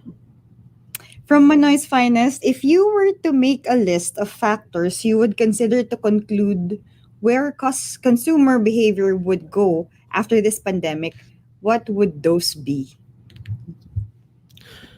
Well, it's no different from every major crisis that we have seen. After this pandemic, life returns to normal, di ba? It should. Somebody invents a vaccine that kills all it all, wala na tayong COVID, di ba? It's like when SARS was around or when we had the Asian crisis. When it's past and everything is resolved, they found the solution, you put it behind you. Makakalimutan mo na. But life goes back to normal. You will be going to the mall, you will be going to fancy restaurants or nice restaurant. Hindi ka na magpapa-deliver, and so if Shopee gets listed or Lazada gets listed as a listed arm, they may end up correcting because your projection of 3 years doesn't make sense. They should project 6 months ahead because they don't know where 3 years would be, di ba? So, I think sa akin, I think after the pandemic, life will go to normal. People will start traveling, and they will travel as soon as they can. No, you ask your friends around and say, who wants to? Everybody's dream is for December. I want to be able to travel na. Magpapa-vaccinate na ako because I want to travel na. Ako, that's what I tell myself, no. And I said I'd like to travel. I haven't traveled for 2 years, di ba? At least, I can eat good Chinese food in Hong Kong, or I can, whatever, whatever makes you happy, diba? I think life will go to normal and we will get this COVID linked. Think about it. If we all get vaccinated, 90%, the 10% will die. The 10% that has potentially make be around to contaminate others will eventually die because there's no one that they can transfer it to. They'll die because the COVID will get healed. It takes about a week at most, and you're well nigh. No, so life will go back to normal. All right. So, another one from our Facebook group, hindi po ba lagging indicator yung fundamentals bago kasi may lumabas na magandang news sa stock, yung stock lumipad na? That's an interesting question, sir. But actually, hindi laging indicator yung fundamentals. Depende Sometimes sa there is a sitwasyon. leak. Sometimes there is a leak. No. I was following Atlas because I like Atlas because as I said, I'm following all the news on Atlas, and gumalaw that day. I was surprised. There were reasonably buying happening on that day in the morning that the second quarter financial came out. By the time it came out, it was about 12:00 something. No, nung lumabas ang news, then it went up. No, but earlier in that morning, it was trading at a volume that was not around yesterday and the day before. So siguro somebody got hold of the release of Atlas's second quarter number because I was a seller into the market and I said, ang bilis . So when the numbers came out, then I quickly ran through it in the afternoon, talked to a friend of mine who had the Atlas position, discussed what was happening, and I said, okay pa. So the next day, I went back and bought back what I had, lost some money, but it's better that way than not to catch the bigger picture run. No, so hindi laging, but sometimes it's like that. But if you understand the fundamental, it's still okay to go ahead. No, and you should try and catch a lot of times a lot of good stocks have very tight, lalo yung mga stocks that when they want to delist, nobody hears about it, and boom, the next day this news comes out. No, those are good companies because they treat everybody fairly. No, so if it doesn't happen to you, it's still okay because then you understand why it's gone up, and then the question is, will it go up some more or hindi na? Because usually the people who come in first are just Jupitero. They go in, they go out. They're not for the long term. Okay. From Sam, how will our market react when US stock crash? Will investor come in or Or down we go goes down down? as well. Dow goes down, go down as well. Well, in the past, and I say this truthfully, in the past, every time the US market has a major drop, no, the next day we expect to go drop. It's less of a happening now. If you see the volatility in the U.S. market, and I don't follow it, no, but I look at the futures price before I go to sleep, and the first thing I look at is what happened to Dow last night. No, uh, it doesn't follow that because first, ang daming benta na ng foreigners. Eh. The foreigners have actually sold a lot of Philippine stocks. No, they've been selling even on good news. No, and they sell on good news, they sell on bad. Every day they're selling. For a while, it stopped for a while. No, when they moved up. Pagtapos, balik na naman sila. Today, I think they sold a few hundred million peso worth. No, um, and they will continue to get out. They don't love this investment climate that we are in, no, and COVID is not exactly another it's still another reason, the lockdowns, no, and they understand how hard the economy is hit, no.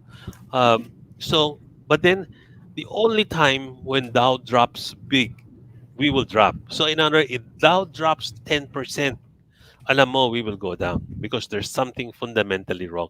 But if Dow drops 2%, 3%, and I say percent, not points, because alarm, 1% could be what, 300 points, eh, diba?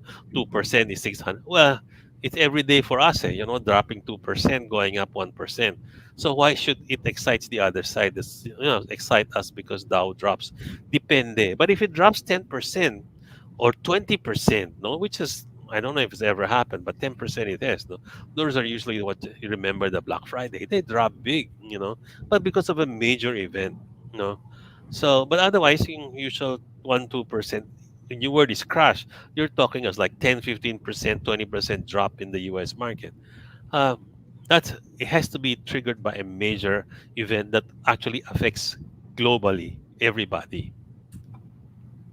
Um, from France, you mentioned na 11-year-old start studying the market. So, paanong paraan po natin challenge ang 11-year-old kid to start studying the market? Mm. Well, the 11-year-old per kid who was studying the market um, was the genius Wu, finished MIT 5 years straight A.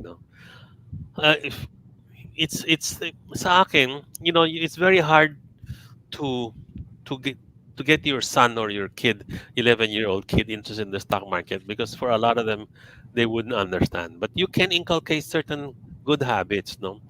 Um, reading the news is so important. When I was young, um, I come from a big family, and when I was young, our weekends is when we buy all the newspapers. So all of us, we live in a commercial place, and it's very easy to buy the news. We buy all the newspaper. I think four or five of them, and that's what everybody does after breakfast. We all read the newspaper. And I have younger brothers who are a hell lot smarter than me. And some people that I know knows me as being their brother because that's how popular they are in school. But that's one habit that I would like my children to have. Unfortunately, none one of my kids has that interest to read the newspaper.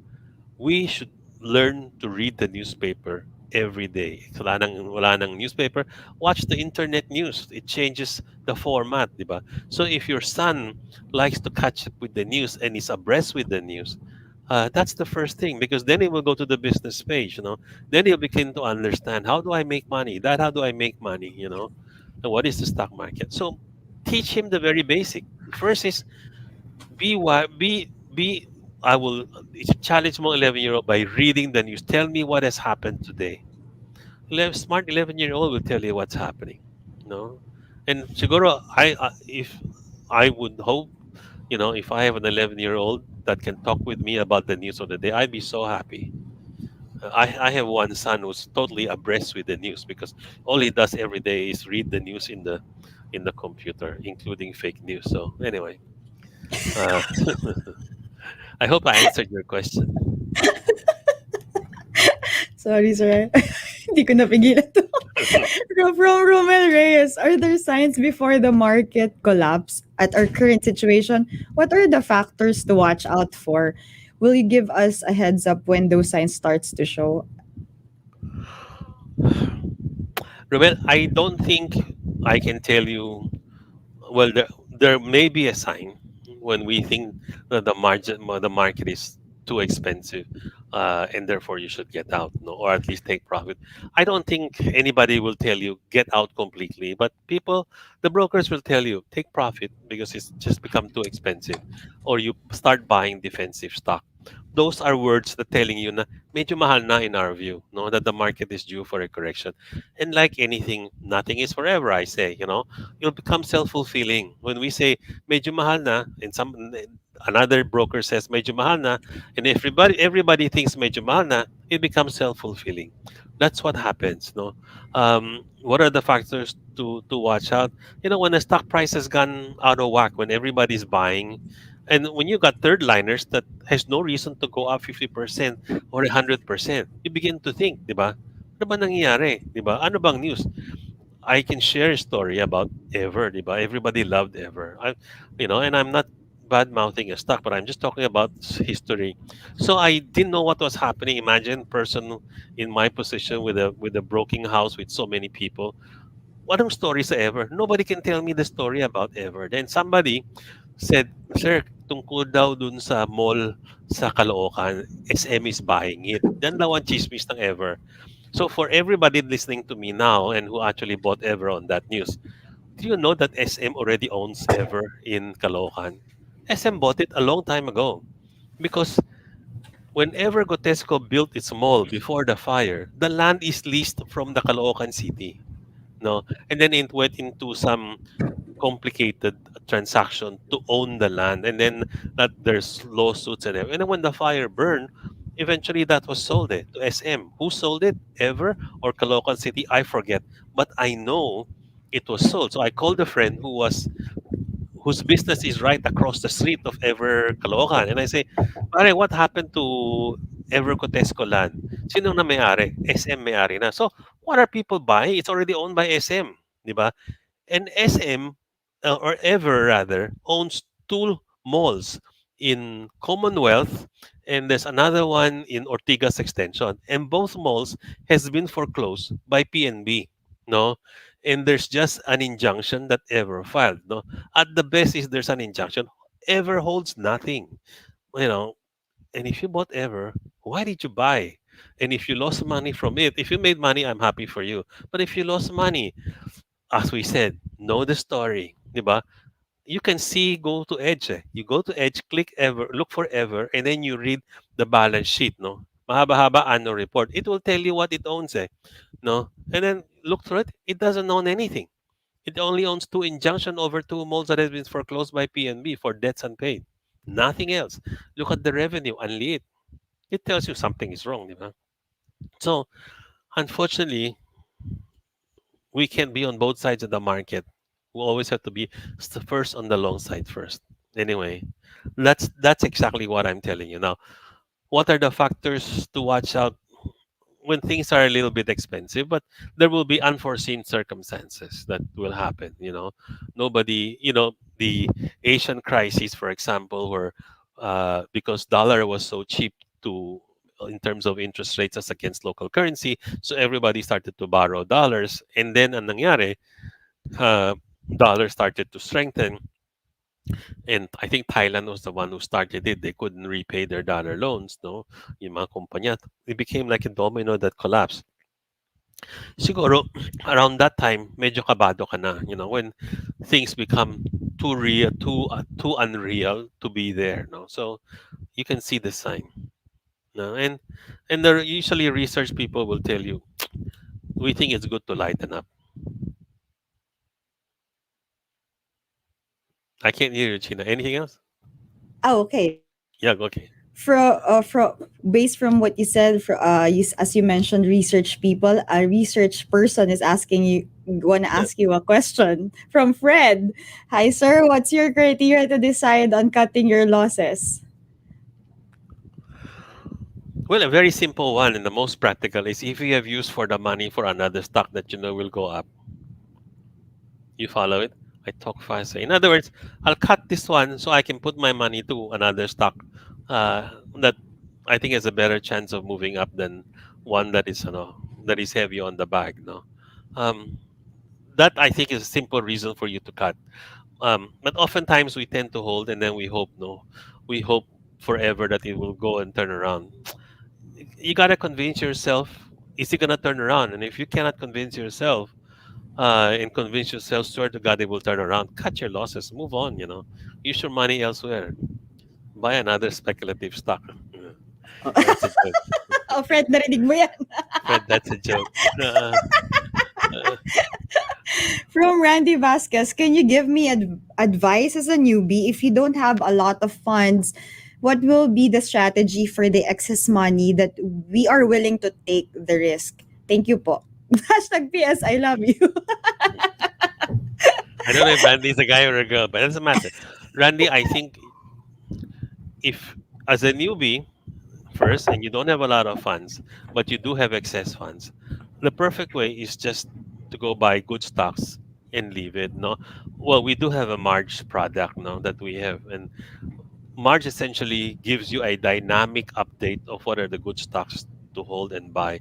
So whenever you do it, whether the idea is every month you buy one of whatever we recommend, no, list you buy and then forget about it, you buy and then forget about it until it goes up and meets certain targets, then you sell those that has met your target and then you buy again.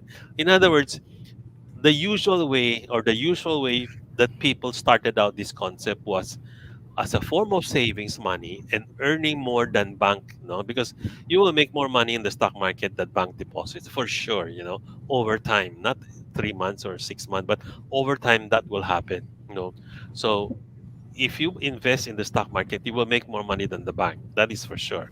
Now, the only issue, so in the past, what they will say is, you look at the stock and then you deposit money with your broker, who will, example, San Miguel. That time was a favorite. So every month you put money there, you'll buy San Miguel, 5 shares, 10 shares, 2 shares. So dadagdag ng dadagdag, 5 years after, price obviously has gone up, and you hold a reasonably decent amount of San Miguel. March is different. March is, we tell you there's about 5 to 6 stocks that you have. And with your savings, if savings enough to buy all of it, fine. If you have enough to buy 2 or 3 of it, it's fine. You buy it and then you hold because we're watching it for you. It's not like when you start buying San Miguel forever, whether San Miguel is good news. So we'll most probably have good news always, but it's not going to be as dynamically as the way we do it. When we do it in March, we give you a dynamic array of stock that we feel are going to perform well. No, so it's exactly fits your profile. But I'll talk about March on another session. And which brings us to the next episode. So, another Facebook question from Facebook user: at this level of your trading experience and from the many trades you have taken, sir, do you still feel any emotions when you are winning and losing? And do you still trade for money at this level? When I was in Hong Kong and I was running this trader's desk, dealer's desk, I told myself that, and I've told this to some of the people that work for me, that the best trader is emotionless. So if you are emotionless, you're able to control your emotion. You don't show any whoopee if you make a lot of money or any sadness when you lost a lot of money. Maybe you'll make a good trader. That is actually something that I noticed when I worked 4 years in Hong Kong. So I saw that best trader are emotionless. No, um, our lead technician is almost emotionless. No, and he's a very good trader. He's a very good trader. So, and I say that as a compliment because it's hard to find people I actually can take my gains and my losses. No, I've already in anything that I do, and when during my younger days when I would go to the U.S. and I go to Vegas because my son was studying, uh, and we see him in San Francisco. Then I go to Vegas for a few days. Um, and when I go to the cards tables, first I go with a budget, how much I'm prepared to lose. No, and then and then I have a budget of time because you never beat the house. No, so it's not a zero sum game. The house always makes money. So for me it was for fun. If I lose money, it's okay. If I make money, it's also okay. Di ba? But you may say, okay, we're gonna have a great dinner tonight, or sorry, we'll just have burger tonight, di ba? But it's small part of the fun, no? Unlike when I was like yourselves, starting on a job, and then at that time, you had all of these. casinos in Roas Boulevard, if people can remember, a 40-year, 50-year ago story. And then you go in and you lose some money, and then you feel so bad. Aristocrat na lang tayo, because you don't have money na, no? You're tight, But this is the thing that stock market is not a casino then. It's not supposed to be a casino. So therefore, you're not supposed to feel the sadness that you go into a casino, because in the casino money goes, you come in and go out in split of a second, at a delta of a card.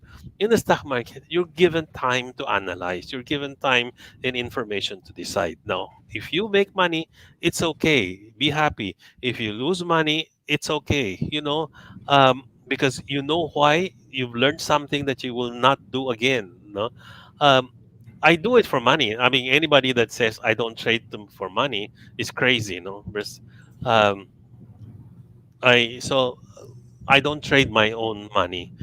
I trade my wife's money and and my son's money. So that's a fact. So, and the objective of opening an account and trading is, of course, to make money. That's why I always say you. That's why why am I following Atlas so closely? Because that's a double bagger. That's even a triple bagger today. Di ba? Parang pwede, and I don't have to worry too much.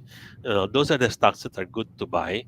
Um, on the other hand, there are other companies that do very well. I know DNL and IML will do well as well. No, especially post-pandemic, consumption becomes very high. So these things will happen. So anyway, um, but at my, with all the years that I have and the experience that I have, I've learned to control my emotion. I don't think the office people say, "Oh, Sister, in a bad mood kasi natalo sa stock market." I don't have bad. I have very few bad moods, and I have very few good moods that they wanna come in and see me for a race. No such thing. I'm flat every day. Diba? Sir, this is a question from Patrick. Sir, saan po makikita yung fair value ng mga stocks? Well, I think from the research report we make, you can get an idea of what is a I'm the fair value. navigator. Oh, Navigator has it. Use our research material. We spend a lot of money to give that to you, and we make it easy for you to learn. But don't do your homework also. Learn to read. You need to understand price history. You need to know the story. If you buy a stock and you don't know the story, you're down 50% already. Bad shot ka na sa akin. Bumili ka na hindi mo alam ang storya. Yeah. Oh. Okay. Sir, yes, from Mary Joy, she was referring to nickel and 80 stocks. Atlas pala is copper mining. Si FNI, I sold it na. So I think when she was asking about when it's time to let go. So I think these are the stocks that Well, she's yeah, well, referring to. kasi ang nickel, the company, and FNI, the price is fairly reflected. Medyo matagal na yung move up niya. Malayo-layo din na yung pinagdaanan niya. So, I think now ang limitation nila is how they will increase production. Are they getting new mine site? No, because there's only so much these people can do. No, but they're making good money, and I don't think. Well, nickel price is up. They're actually more on iron ore price sila like FNI. No, nickel maybe nickel price. No, read the reports when they come out. How much nickel and how much iron ore that they have as a percentage and how they cover that. Maybe our research should cover that a little bit more. Unlike Atlas, that's copper dominantly copper. Ganun. Sir, another interesting question from Hans. What's your insight about the massive sell down of LTG? Well, Nikki's asked the his contact person in LTG. He said there's a large foreign house that is selling, no, and hindi pa ubus ang selling nila. Actually, you can see that in your screen, no, yung net foreign selling ng ano, and LTG has been net foreign selling fairly for a long time, and at this price is really cheap, no. See, the other thing about it is it pays dividend. Don't forget, they have to pay a lot of dividends in LTG so that then they can have money to infuse into PAL, di ba? They're not gonna keep the money in LTG. I mean, the controlling shareholders. So we think it's an opportunity. We are buyers. I bought some more of LTG. All right, sir. Don't you have? Don't you want a water break? While doing that, we can check the comments. She said, Lori said, "P.S. Thank you so much." Uh, let's see some of the comments here below. Ano yung mga intake nila for those? Yan, sabi ni Judy Hustado, been looking forward to this, Sir Paul. And then Paul Ram, a while ago when you answered his question, he said that he will do what you told him. And if a while ago, if you are in the map, if you haven't joined the map yet, and you are, I mean, all of you, the 300 viewers that we have here are for sure already members of My Trade. Make sure that you join our two Facebook groups. That is the My Trade community and the My Trade map, because that on the My Trade map you'll be able to ask questions to our experts, and in the My Trade community you can share your trading experience, your knowledge, and any insight with your co-traders in My Trade. And that's all of those accounts are verified to make sure that everyone in the community is really an account holder of My Trade. So it's the community is kept safe for your comments and suggestions. All right. So, sino pa dito? Albert Uy says thank you. Yan. And Rom Ayan, thank you. Sabi ni Miss Retailer, thank you very much, sir. Always nice to listen from well experienced. Yan, it's very I personally want to ask questions sa mga bagay na to, kasi it's important that someone from the industry has seen all the cycles, almost all of the cycles in the market. Mahirap na yung sir mentioned a while ago na sometimes if you're young in the market, all you see is the bull market. We have the longest bull market run during 2009 to, diba, almost 10 years, and maraming tao yung nag-join sa stock market by that time na hindi pa nakaka-experience ng deep down. And yun nga yung sinasabi ni sir kanina, they think that they can walk on water. Ayan. So let's continue with the questions. Someone is saying chismis page. What are the chismis page? Sir? It's usually a network, you know. I don't think there's too many chismis page. Okay. Sir, ito. Hi, Sir Paul. Can you give us thoughts on Monday? Monday is a good company, you know. But these are the stocks you want to buy and keep for a long time. Dahil it's it's not gonna give you 50% in 1 year, no. Usually pagka IPO niyan, then it looks for a level where it is, no.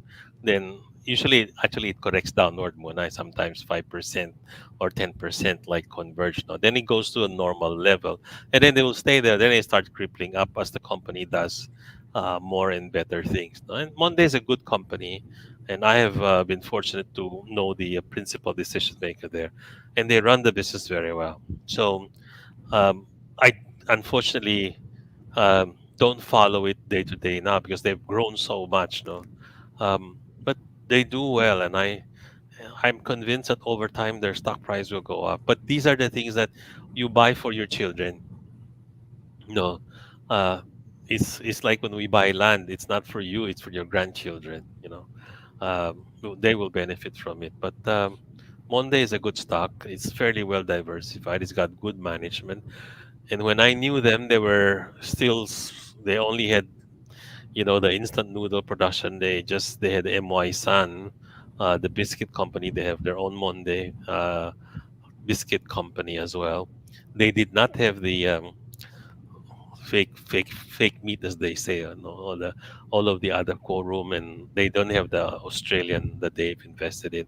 But at that time they were very lean, their organization very lean, and so, you know, the principal person is in touch. In other words, the CEO is in touch. He run, I think they have 12 or is it 7 heads, and he occupied 2 of those. So, you know, he's totally in touch with his business. And those are the business that you think is very, very important. You want somebody leading a company who knows what's happening in his company, and Monday is that. So I think Monday is something, your savings you can set aside and buy Monday stock, keep it there, and, you know, So among your portfolio, it should perform well and give you reasonable dividends every year. It's in that size na. Yeah. So, sir, we've been up for 2 hours already, and I think a lot of questions has been raised. But we want to siguro pick last question for you, and then we will call in the analysts and let me ask them questions also. Dun sa Okay. mga natutunan nila for today. I think you guys can also share your thoughts. Please post all the things that yung one thing that strike you the most in this topic today para malaman ni Sir Paul kung ano yung the best na na-pick nyo for today. Ayan. So, the last question probably will be tingnan natin yung mga hindi pa nakakapagtanong. Okay, while I'm checking the questions, sabi ni Randy Vasquez, so great learning po. Thank you IMG for introducing Myron to me. PS, thank you so much. And okay, see Facebook user. Thank you, Mr. Su. Your inputs are golden. More power to you and your team. Looking forward for another opportunity like this one in the future. Thank you for your guidance. This is once a month, so make sure that you are present every time we hold this one our session. Ngayon lang kasi it's a debut. So we give a lot of the time, more time for this. So it will be explained to you what this is for.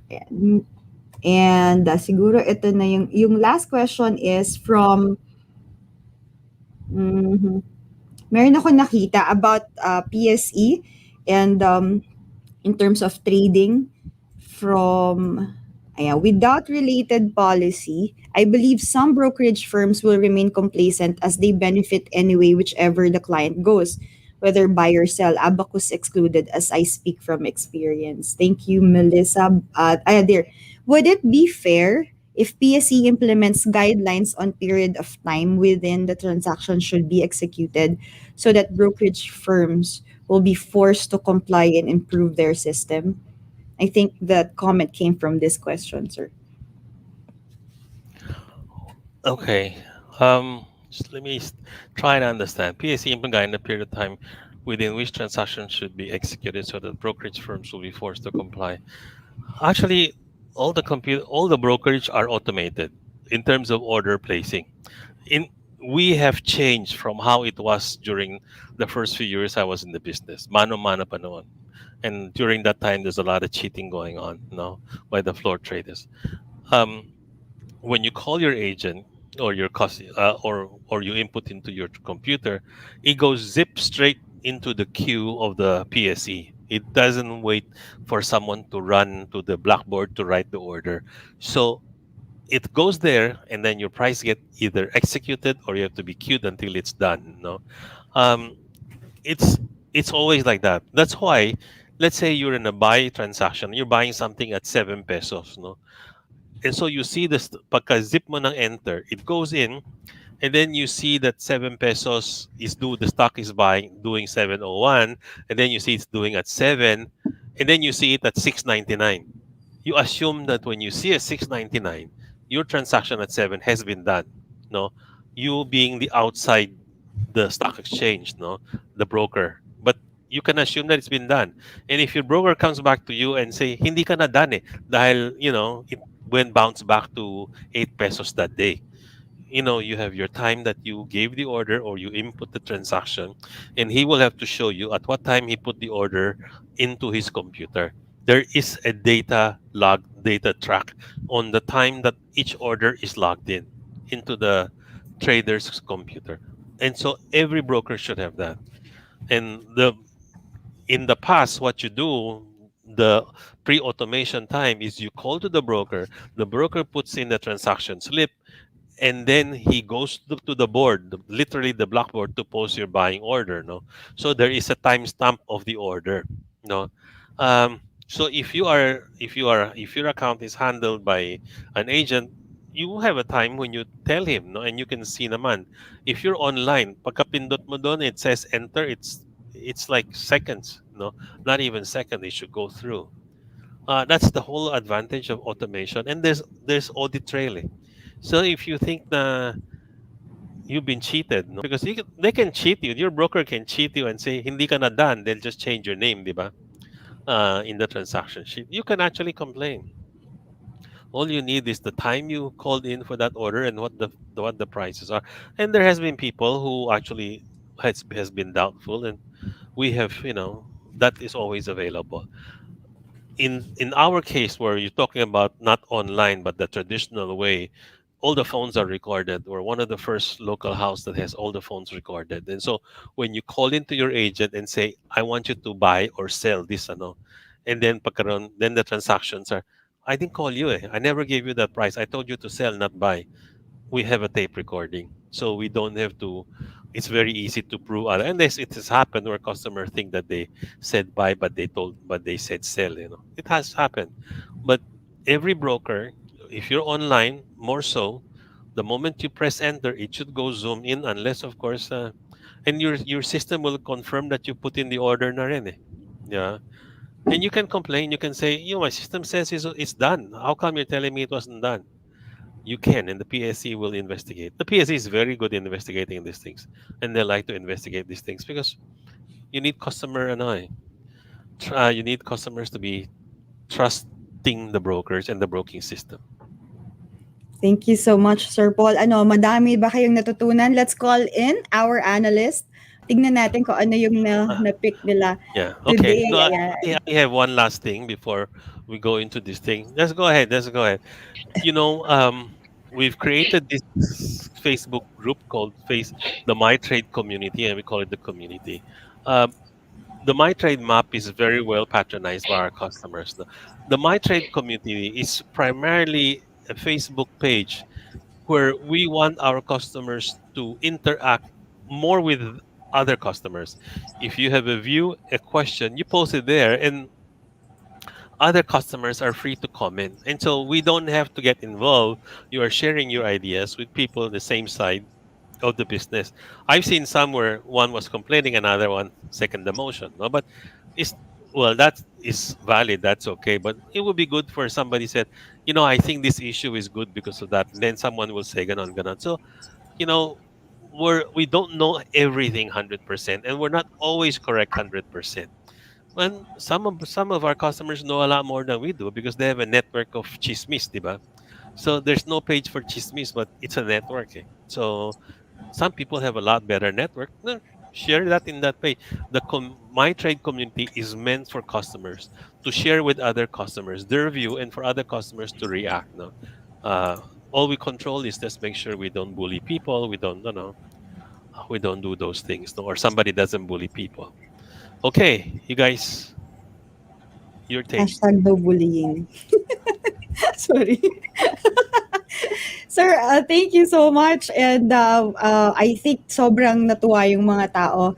Kayo ba guys, ano ba ang what was your what was your golden nugget for today? Can you share with me? I think Rainier has to attend a briefing. Sige, let me unmute you. How about Herman?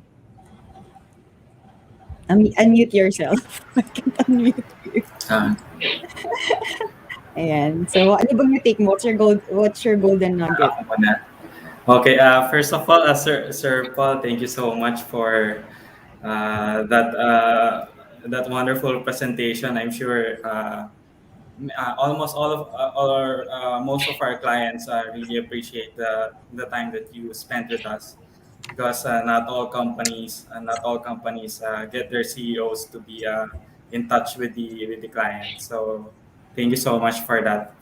Yeah, actually, it's information overload for me actually because maraming na tackle na topics. Siguro ang pinaka important kong takeaway is that yung nothing is forever. Kasi Oh, during this nothing lasts forever. Kasi during this bear market, it's very easy to fall into despair. Na sure siguro many people will siguro get an idea to get out of the market completely because of the bear market. Pero yun nga, as what Sir Paul said kanina, what comes down must go up. So and this is not forever, and then maybe we can strategize on how we actually earn from this bear market. So ayan, that's my main takeaway. Yeah. Okay, hindi na ako magko-comment. Okay, Bes. Actually, okay, actually, I have two takeaways from today's first edition of the Chairman's Corner. First of all, when PS said earlier that you have to learn to take risks, or you have to push yourself to take risks, I parang na-realize ko that there are two types of customers that we currently have. Those that don't, or are very afraid to take risks, that they don't make any money, and then those that are very, very aggressive, that they lose all their money. So these sessions are really meant for to sort of pull you back from those extremes, and bring you to the happy medium where you make money instead of losing everything or not making anything at all. And one yung sa may 3 S's ni sir, that was very helpful. The the Sige third nga. S for me, the third Sige S nga. for me was the one that's really the one that stuck, kasi learn to strategize your exit before you enter. So yung keyword sa akin dun is before. Kasi kailangan, when you enter something, alam mo na kung paano ka mag-escape if you need to. So parang it ties with the walang forever, don't fall in love with the stock philosophy. So that's something to keep in mind. Sir, maybe the next topic would be relationship. Since marami naman tayong hugot about it. Isaiah, what did you get from Sir Paul's today's session? What I enjoyed the most was, what's important was sir's emphasis on knowing the story before buying or selling your stock. I also liked sir's story about how he added color to the chart, so to speak, during the 97 to 2000 period when he told us about how he couldn't make payroll. So I really like those kind of stories because it brings life to the past for us, for people who are younger. You don't really know about what happened in the past. Those type of What are you trying those to type of say? stories. A bit younger lang naman. So yeah, that's what I really enjoyed the most. Sir, I think this is I really like what when you said that alam mo yun, yung the all the stocks that has a good story, it doesn't, it's not forever, but it also, the bad stories are also not forever. Meaning in this type, and when you said it's not the worst, this is not the worst era, or not the worst period. People at our age, I mean, that's what they have seen. Yung, ito na yung parang feeling namin, or feeling ng most of the younger generation, na yung pinakang malala na sa market. And it gave me hope personally that you've seen the worst. And I think there are a lot of things that can be hopeful for in terms of investing. And yun, hindi na ako huhugot ng relationship. Pero I think, sir, this is the first time that you're doing this. While you're doing it, what came to mind as also your parting words to the viewers? As much as we learned from you, what have you realized sharing this experience for the first time? Actually, I actually what it's easy for me to talk about this because I've got so many years behind me, and I'm just sharing with you what I actually experienced, what I actually believe in. You see, when you tell exactly what's in your mind and your heart, there's nothing to think. It comes out automatically because you don't fabricate any story. There's no storytelling a lie, di ba? So that's why when the questions are brought up, I give you my answer. I don't even have to think twice. No, no. What my take is, I think there's a lot of people who still need, and I, the And water break muna si sir. water break. Ayan, sabi ng Uh, isa, trading emotions. Ayan. Ayan, sir. yeah, Let's go back. I think there's still a lot of questions that people have, but they haven't asked because impossible. We have so many people following, and they don't have as many questions as I expected. Feel free to ask, and we'll try and get it. We'll give you a straight response. In other words, this market isn't as bad as those I've seen. And also in the time period of, take a look where we are, people, post pandemic, the drop we had, and where are we, di ba?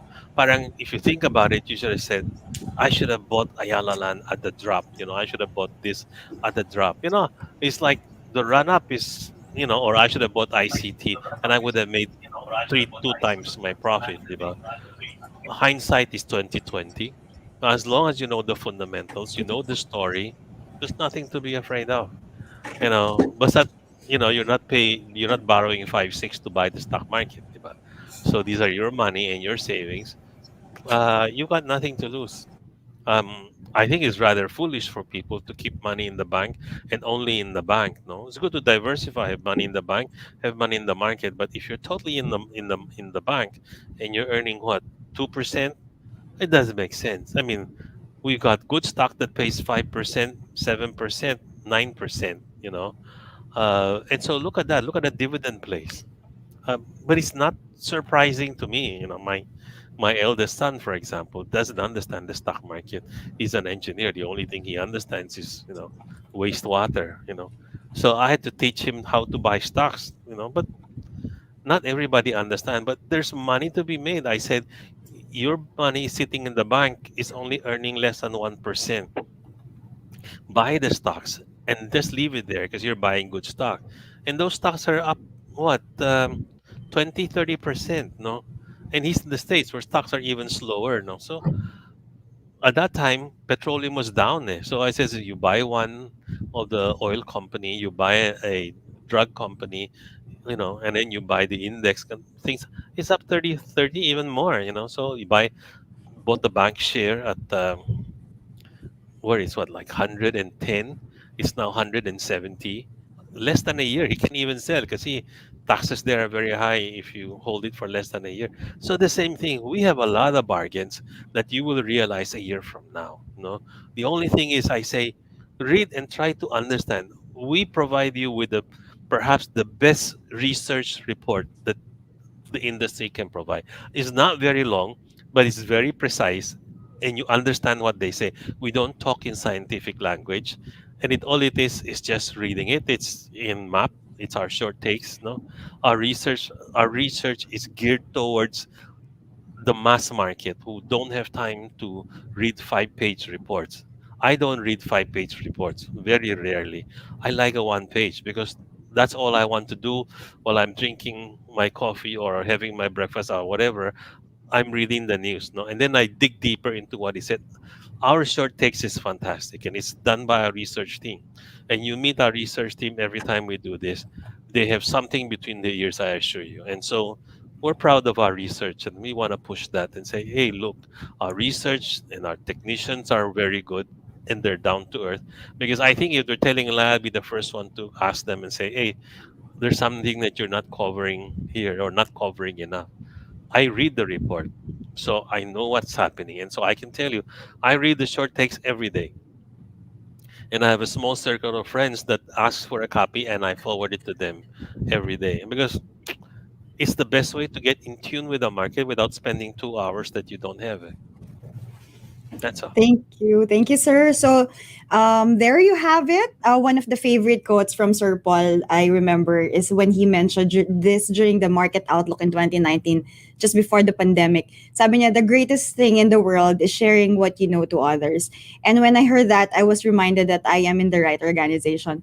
We want everyone to succeed, and we will cheer for each other, whether the market is up or down.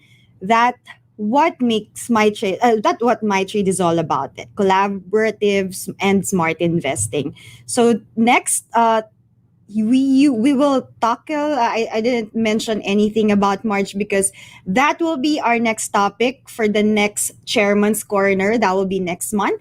And then okay, going on, and just when I thought I've heard it all, may karugtong pa pala yung quote ni Sir that he said the greatest thing in the world is sharing what you know to others. And then he said that was that what my job is. Yun. Wow. Parang napawaw lang yan. And I have nothing but respect for him. I'm sure now you do too. This does not end here. This is just the start. And Sir Paul will be giving you those food for thought every month. And I'm telling you, he has so much more to share with you. So stay tuned, like the MyTrade page for the updates, join the MyTrade map, and don't be shy to engage, ask questions, and continue to learn. So you can share what you know to others when the time comes. Thank you very much for attending this live session. I am China, and these are the analysts. And we hope to see you again. Bye. Bye.